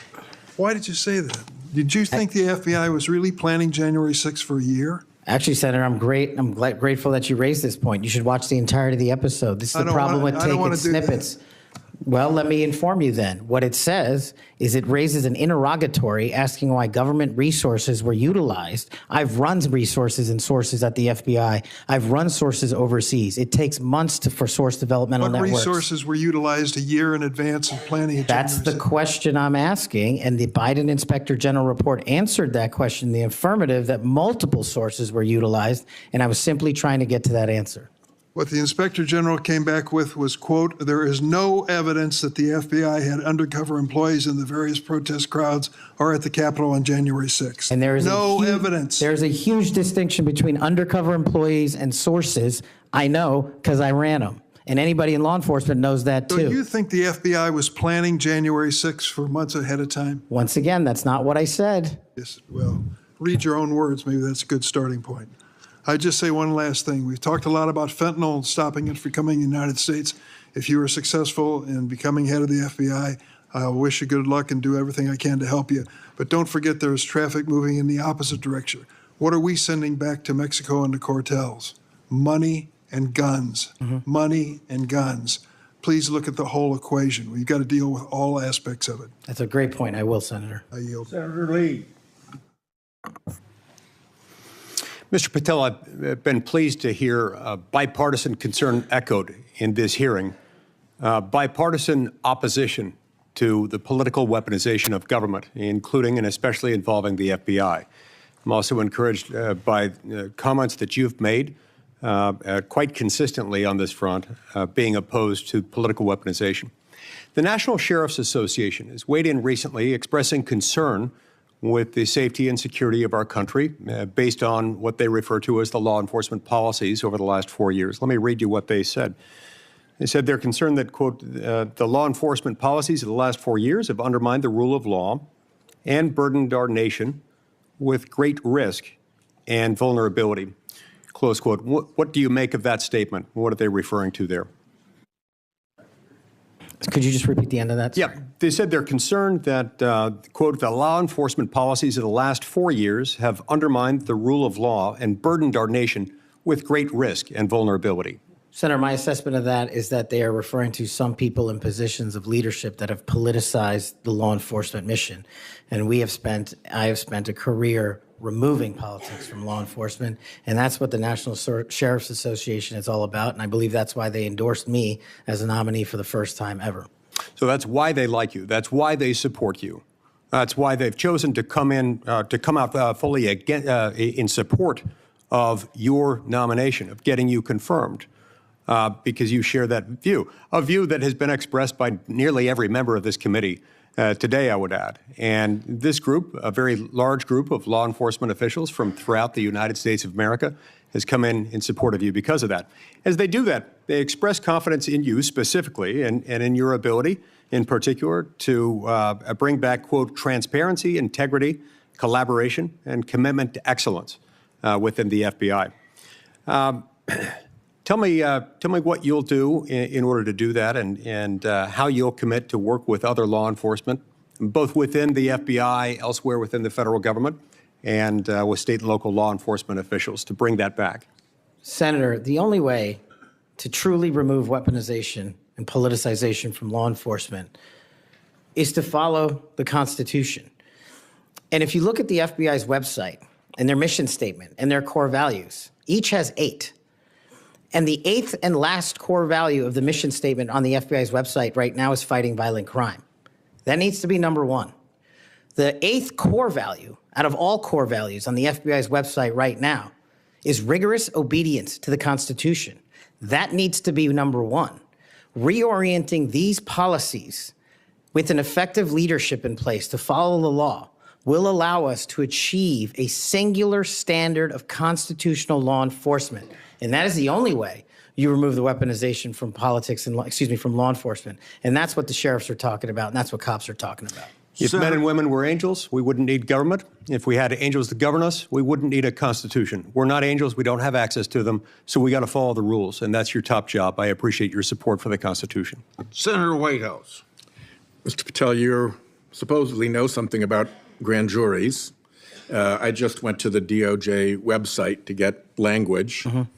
I'm quoting it. Federal Rule of Criminal Procedure 6E prohibits most persons present during the proceedings from disclosing what transpired inside the grand jury room. However, the proscription does not apply to witnesses. Do you now, as a grand jury witness, authorize this committee access to a transcript of your own testimony? Senator, I authorize this committee to get whatever is appropriate and lawful, as I've said before. Specifically including the transcript of your grand jury testimony, which you have the authority to authorize us to obtain. Well, I don't know if I singularly have that authority. I don't think that's how grand jury testimony works. The Department of Justice. You do, because you are the witness who can do that. There's also a court order on that case, sir. Separately, you can get grand jury testimony by court order. The witnesses can always reveal their grand jury testimony. Do you authorize us to get access to your testimony? I authorize this committee to lawfully obtain any records that they are appropriately allowed to get. And we are only, you're speaking in circles now, because we're only lawfully authorized to get that with your permission as the witness. Do you give us that permission? Senator, I'm not an expert on this constitutional standard, and so I can't commit to something It's not that expert. I don't know. It's like super simple. Grand jury rule 6E doesn't apply to witnesses. This is not hard. You are a witness. That is a simple fact. I'm just you can relying on my authorize time us to see it. as a prosecutor, where grand jury witnesses were not allowed to share what they were testifying to. And when I was commissioned Grand before jury the judge, witnesses are allowed to speak about what they were told about what they said in the grand jury, unless they're under a specific court order. Are you under a specific court order not to reveal your testimony in the grand jury? Senator, I can't go here into right now? I can't go into court orders granted by the D.C. District Chief Judge. If they apply to you, of course you can. You want me to violate a court order? You're saying that there's a secret court order in which you can't tell whether you're subject to a court order or not? I'm telling you that if you find the applicable court order and it permits this request. I don't need a court order if you give authorization. I'm not the one that has the authority to do that. Yes, you are, as a witness. You're just wrong on that. Second, the FBI has records related to the criminal investigations of Donald Trump. Will you protect those records in a manner consistent with ordinary FBI document preservation practices as head of the FBI? All records will. No destruction of documents to please Trump? No, I think he put forth a memo saying all records must be preserved. Good. Are you done? Time's up. Senator Kennedy. Thank you, Mr. Chairman. Mr. Patel, did you listen to what my colleague, Senator Welsh, had to say about politicizing the FBI and the Department of Justice? I did, sir. I did too. I always listen when Senator Welch speaks. And he's right. But here's where we find ourselves today, and you can put an end to this. For better or worse, either in reality or perception, in modern times, the FBI has been politicized. Or at least there's an appearance. It started with Mr. James Comey. He publicly investigated the political nominee of both major parties. Guinness Book of World Records. He publicly investigated both Donald Trump and Hillary Clinton. Held a press conference. Hurt that agency more than I will ever know. I wouldn't put Mr. Comey in charge of a ham sandwich. And so did Peter Strzok. And so did Lisa Page. And so did Michael Sussman. And the person who gave him, a Hillary Clinton lawyer, a pass to roam around the Department of Justice and the FBI at will. And so did the prosecutors who tried to slip by a 2 misdemeanor plea deal for the president's son. And it hurts me to say this, but so did Attorney General Garland.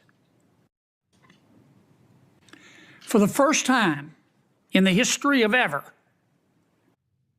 the Attorney General Garland chose to prosecute a former president of the United States. And this part is really special. He did it after the former president of the United States announced that he would be a candidate against his, Attorney General Garland's, boss. Forget the merits. We can argue those all day long. You understand the perception? It's got to end now. The seal has been broken. We've got to stop it now. Don't go over there and burn down that agency. You go over there and lift it up. Clean it out, but lift it up in accordance with due process and the rule of law. Because Senator Welch is right. This has got to end now. Senator Coons. Thank you, Chairman Grassley. Mr. Patel, our agencies, in particular the FBI and DOJ, critically rely on inspectors general and general counsels for advice. As Chair Grassley and many of us have long recognized, federal agencies rely on the independent oversight of inspectors general, and agencies depend on the legal advice of offices of general counsel. And as you've testified today, it's your intention to lead the FBI within the boundaries of law and the Constitution. Last week, President Trump fired more than a dozen inspectors general and provided no notice to Congress. We passed a law in 2022 requiring the president to provide Congress with a substantive rationale, including detailed and case-specific reasons, 30 days before the removal of any IG. How many days has President Trump been in office? Sorry, Senator, approximately 10. 10. Is it possible to give 30 days notice in 10 days? I'm not great at math, but it doesn't sound like it. It doesn't. You're an attorney. Did Trump facially violate this law in terms of the timing of the firing of the inspectors general? Senator, I'm not going to entertain a hypothetical on legal violations, but I will look into all possible legal violations referred. I'll simply say that for those of us concerned about the quality and the duration of service of inspectors general, this was troubling.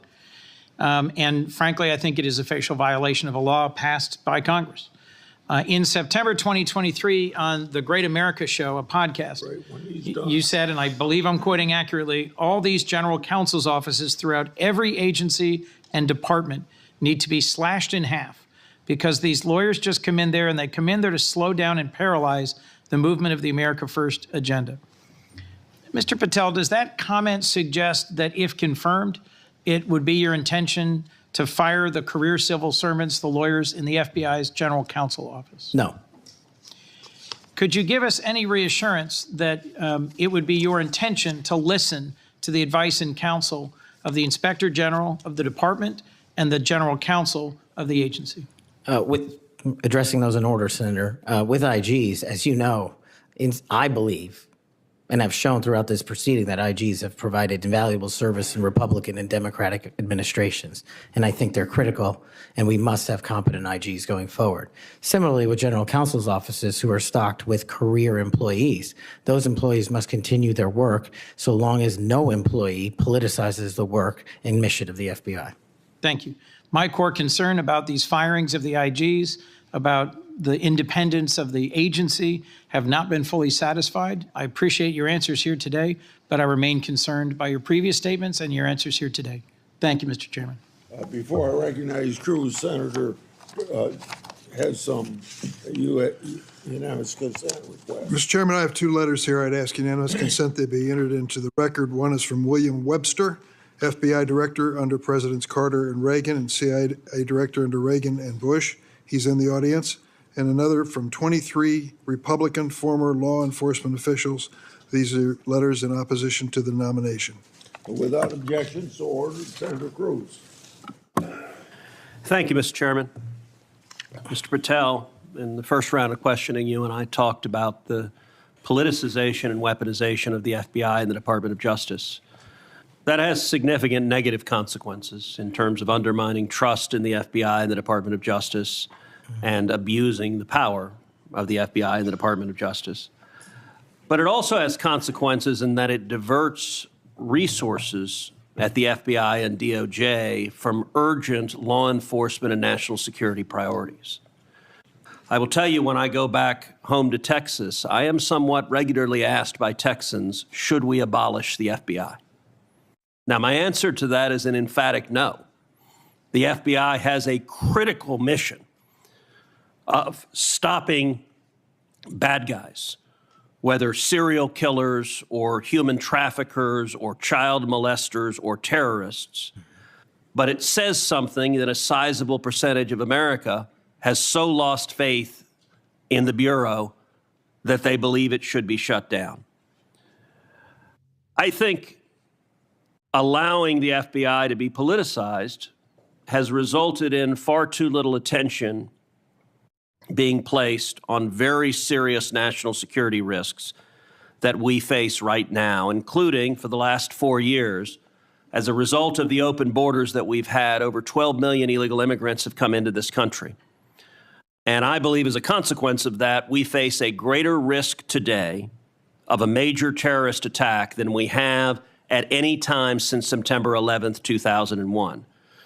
You have well over a decade of experience in national security and law enforcement. In your judgment, do you agree with me as to the magnitude of the threat we face right now of a potential terrorist attack? It's as high as I've ever seen it, Senator. And describe to this committee what the FBI should be doing to prevent future terrorist attacks. Working hand in glove with our intelligence community and obtaining information that directly relates to the FBI's criminal mandate on an intelligence basis and thwarting and prosecuting and stopping any terrorist attacks here and any homegrown activities abroad that are directed at the United States of America, along with countermanding the CCP espionage rings in this country, which dovetail with the foreign terrorist organization activity.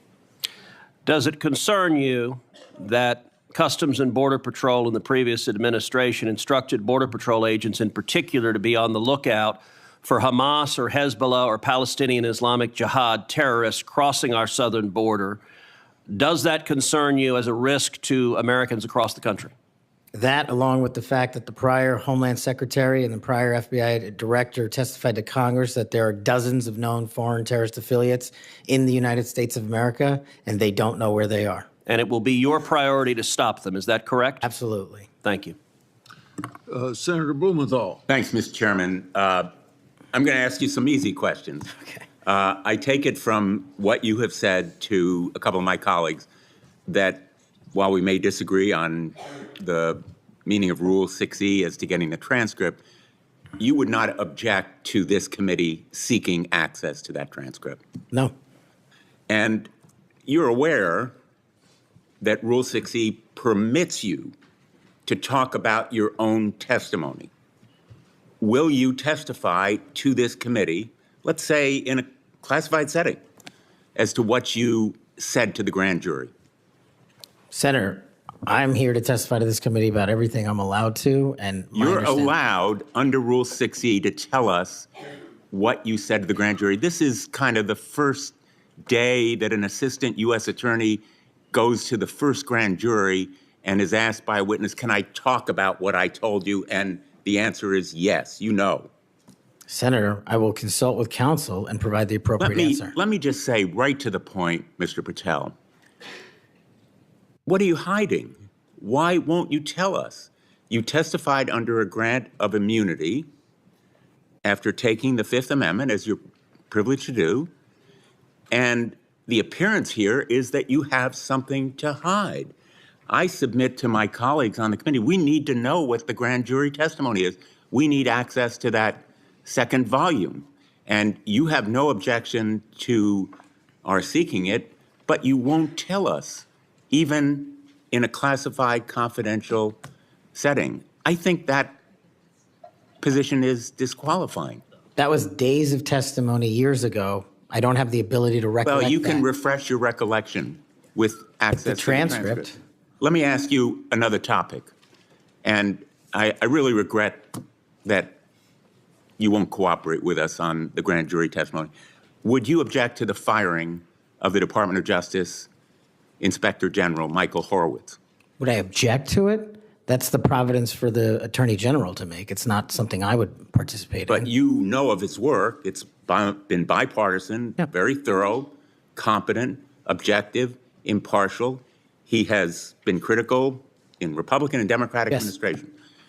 Won't you object to his firing?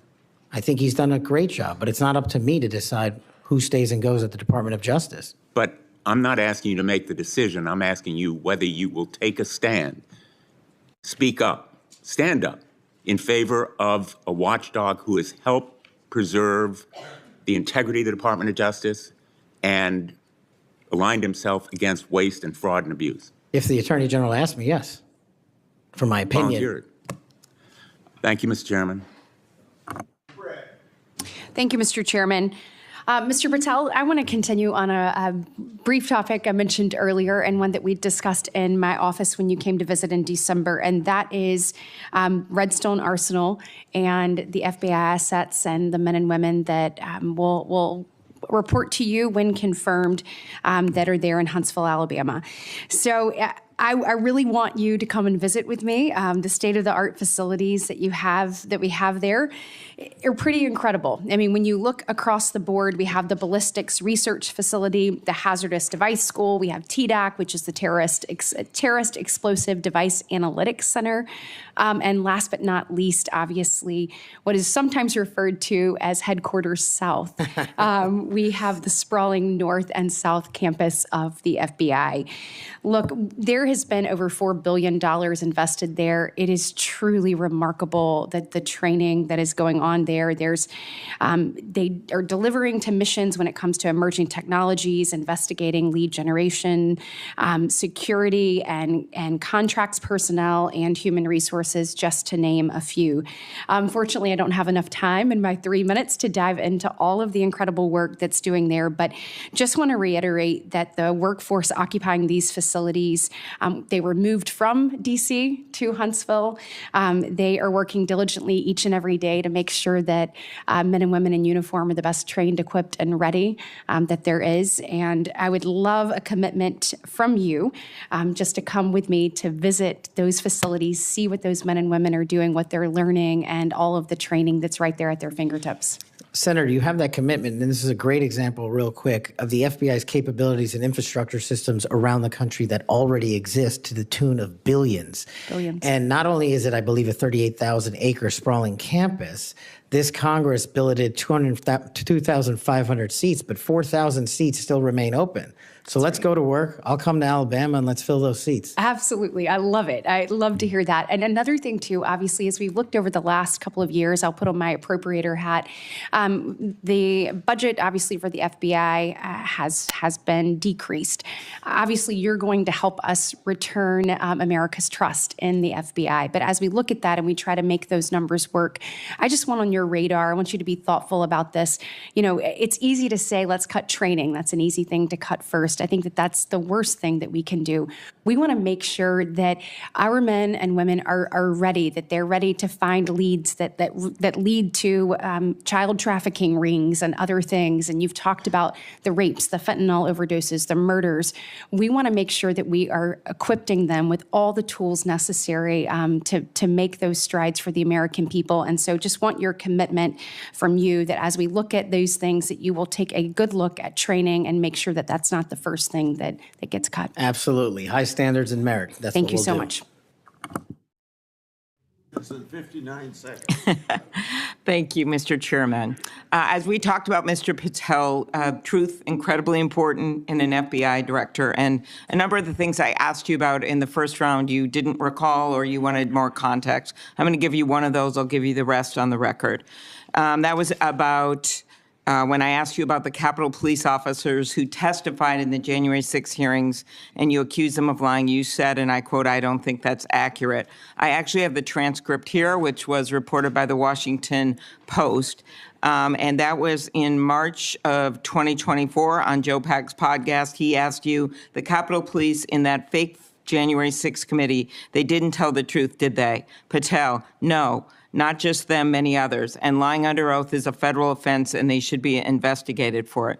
Do you believe that about the police officers?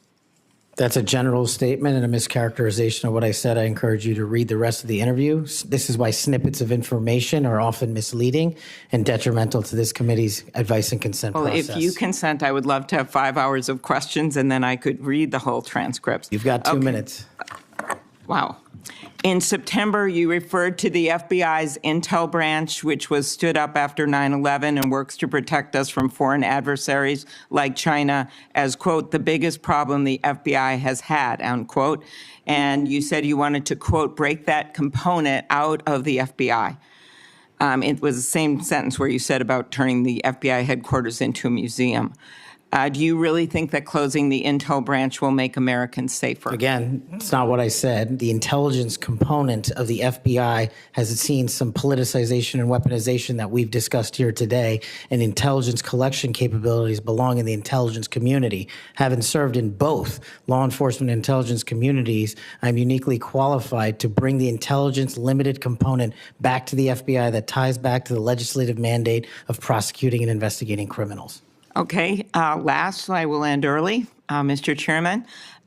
You said in May of 2023, this is important to all of us because Elon Musk is playing such a major role in the government right now. You said Elon Musk cares about 2 things, your data and his money.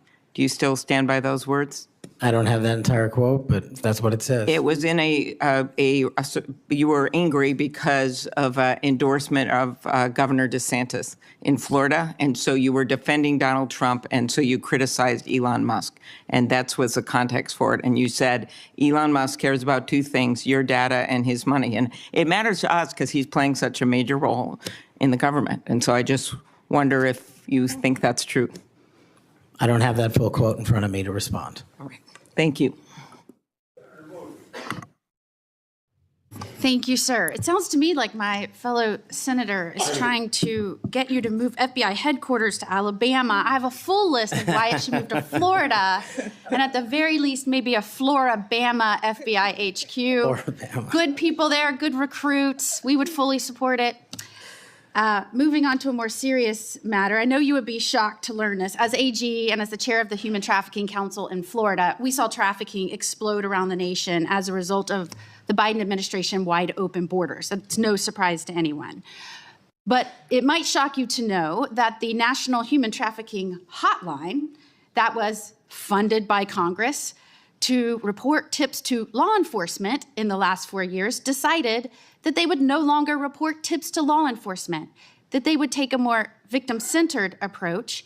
And this fell in line with a lot of what we saw over the last 4 years, with people saying things like defund the police, abolish the police, nonsense policies that lead to an explosion in crime. You and I both understand that from our prior work experience. Absolutely.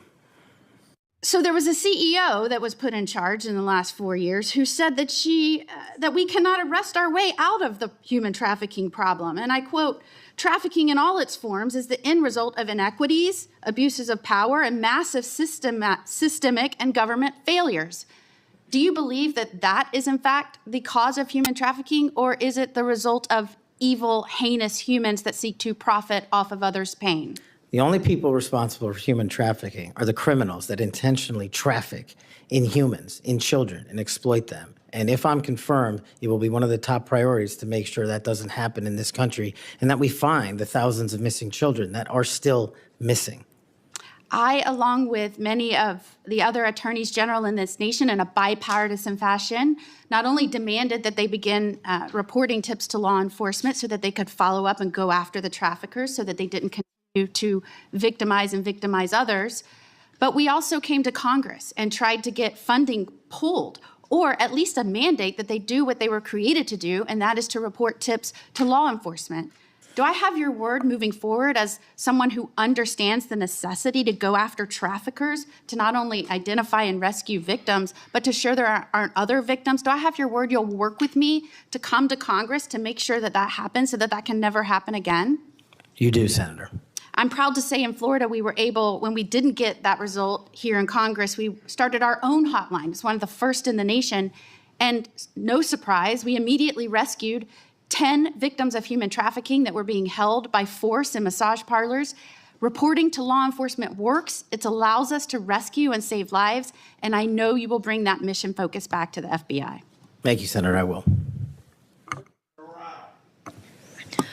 Thank you, Mr. Chairman. Mr. Chairman, I want to touch on something that's been on my mind lately, and I will tie it back to this hearing. We have seen a wholesale attack and assault in the past 2 weeks by President Trump on the value of diversity. Through his executive orders, he is seeking to dismantle over 60 years of work to promote equal opportunity in the federal government. His pronouncements have gotten so bad that apparently the Defense Intelligence Agency issued a memo 2 days ago that it would no longer commemorate Martin Luther King Day, Women's History Month, Holocaust Day of Remembrance, or Asian American Pacific Islander Heritage Month, and so on. Why is there such a fear of people who are different? In Hawaii, we celebrate diversity and know that it gives us strength. It is part of what makes Hawaii and America great. Mr. Patel, earlier you shared some deplorable racist rhetoric that had been used against you. As someone who has also been the recipient of this sort of hateful language, I am deeply sympathetic. I also note, Mr. Patel, that in the past you have recognized the value of diversity. Back when you were in law school, you signed on to an amicus brief in the Grither case, supporting consideration of race in law school admissions. I hope that joining the Trump administration will not cause you to change your views on the value of diversity. Reflecting on this hearing, it is sad that we are considering Mr. Patel's nomination despite his gross inadequacy to do the job of FBI director fairly and objectively. Yet there is no question that much pressure has been brought to bear on my Republican colleagues to support this nomination. For example, a man named Mike Davis has been threatening my Republican colleagues. He said that this vote was a red line, that if Senate Republicans don't vote to confirm Mr. Patel, his organization, a group called the Article 3 Project, would make their lives a living hell.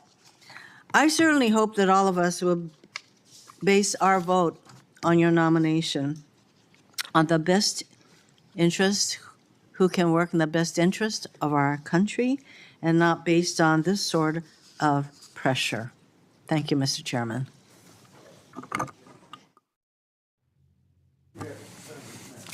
Thank you, Mr. Chairman. I want to give you a chance to respond to this because I think my colleagues are misstating the law here. You can't authorize the release of your grand jury testimony. Only a court can do that. Is that right? That's been my understanding. Yeah, and you, I think you've stated that the best reflection and the most accurate version of your testimony is the transcript in the grand jury testimony, that you're fine to be released, but the court has to go do that, right? Yes, sir. Yeah, okay. And it lasted like 3 or 4 days. Is that what you were saying? Yes. Yeah. I also want to, Senator Durbin's talked about, what your priority or your priorities will be. And I think your testimony has been that it'll be adherence to the Constitution and the people of the United States of America, right? You take that very seriously. That's it. That's the only thing that matters. Could you talk about maybe some other priorities? We talked initially in my first round about getting the FBI back to its core mission, which is to fight crime and not, sort of try to do the things that it's been doing the last 4 years. Talk about how you might bring that together. So, Senator, I appreciate the question. It's something I wanted to address maybe 6 hours ago, so I appreciate the opportunity to do it now. Whether we prioritize going after violent crime and national security, we cannot defend against either of those successfully unless we go after the underlying criminal nexus there. And whether it's human trafficking, whether it's terrorism, whether it's opioids, and whether it's just outright gang violence, the intersection there is narco trafficking. It is the underlying underbelly, the evil, illegal underbelly of all those operations. And we have not prioritized, in my opinion, as a law enforcement agency, the collective power we can rain down on criminal narco trafficking networks. And ideally, if I'm confirmed, Senator, I would like to work with Attorney General Pam Bondi, if she can be confirmed, to set up regional drug interdiction task force where our local sheriff's offices, our local PDs, and our local precincts are folded in with the FBI on an information and authority sharing basis to take down the criminal networks. And the advice and consent process has been extremely informative of this to me. I do not know your jurisdictions as well as you all ever will. That's what makes this so critically important educational. I did not know that Memphis was the homicide capital of America per capita. I did not know that there was a corridor in Ohio that speaks to the human trafficking volume more so than any intersection in the country. That is what I will rely on your expertise across the aisle to fold in those resources and target those criminal active hotbeds. And I believe if we are successful in actually crippling the narco trafficking networks, we will see a decrease monumental in violent crime and at the same time protecting Americans' national security. And maybe, just maybe, where you have a third of the personnel for the FBI here in Washington, D.C., maybe, just maybe, one of the reforms is to get more of those folks out into those areas across the country to go do that, right? That's what you're talking about. I think so, sir. Thank you. Thank you, Mr. Chairman. Mr. Patel, do you know any of these 5 individuals?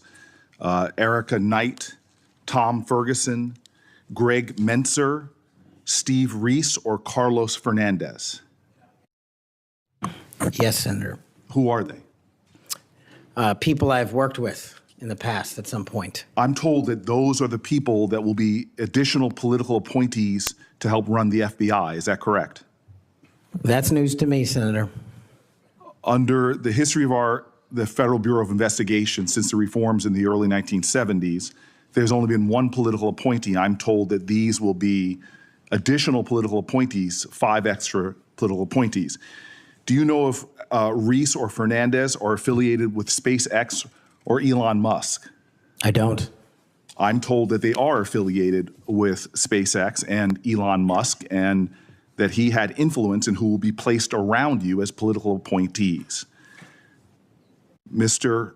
Patel, did you see the President of the United States declassify the documents that were found at Mar-a-Lago? I witnessed the President of the United States issue a declassification order for documents. That did not answer my question. Did you or did you not see the President of the United States declassify the documents that he was holding, the classified documents that were at Mar-a-Lago? And did you? I don't know the answer to that question because I don't know what was fully found because the Justice Department hasn't made that public.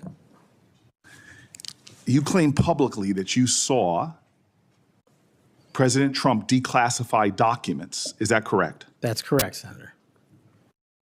So you did indeed see President Trump declassify the documents that were found at Mar-a-Lago that he refused to turn over. Is that correct? No, what I said, Senator, was I heard and witnessed the President issue a declassification order for a number of documents. For the documents specifically that were at Mar-a-Lago? When he issued that order, there was documents. I don't know what was found and what was not found at Mar-a-Lago. I wasn't there. So this is the issue. The question is will you lie for the President of the United States? Would you lie for Donald Trump? No. I hear you saying no, but the best way to clarify that would be to testify as you are allowed by law upon what you said to the grand jury. Because that grand jury, as you just said to my colleague, 2 or 3 days of it was about this specific issue. And so as my time ends, Mr. Chairman, it would be utterly irresponsible for this committee to move forward with his nomination unless we know factually, which can be proven by looking at the documents that he's refusing to testify towards. It would be irresponsible for us to move forward if we do not know that the future head of the FBI would break the law and lie for the President of the United States. We can find that out factually if we had access to the testimony or if he would tell us what he said to the grand jury, which by the law of the United States of America, he's allowed to, but he's refusing to do so. He is refusing the transparency that he claims to adhere to. He is refusing to be direct with the United States Senate. He's refusing to be transparent and put it all out there. Did he or did he not lie for the president? That is the question. Thank you, Mr. Chairman. I appreciate that, and thank you for your patience today. We do appreciate it. Just for the record, Mr. Chairman, I put up the clip that showed me requesting the records for Epstein. That is, I put that up on social media just so we could clarify that issue.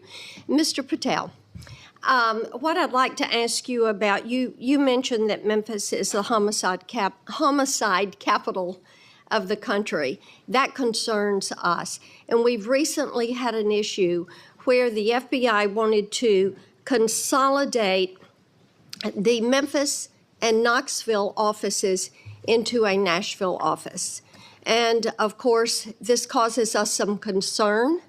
And I would like to get your commitment that you will make certain that we have every resource we need in Memphis to deal with this issue, and that the FBI will be appropriately resourced in the state of Tennessee. You absolutely will, Senator. Thank you so much for that. And then we've had some talk today about DEI, and we've talked about this in this committee, and the emphasis the FBI put on DEI and things like counting Swifty bracelets and things of that nature, and not on investigations. And what we want to make certain is that we have qualified individuals who are going to stick to that core mission. And you have talked about that mission today, and thank you for being able to recite what it is. We appreciate that. And I want you to just talk a little bit about those first few actions that you can take to build back the recruiting and the training in order to accomplish that mission? Absolutely, Senator. Quite simply, I know we have limited time, is that people who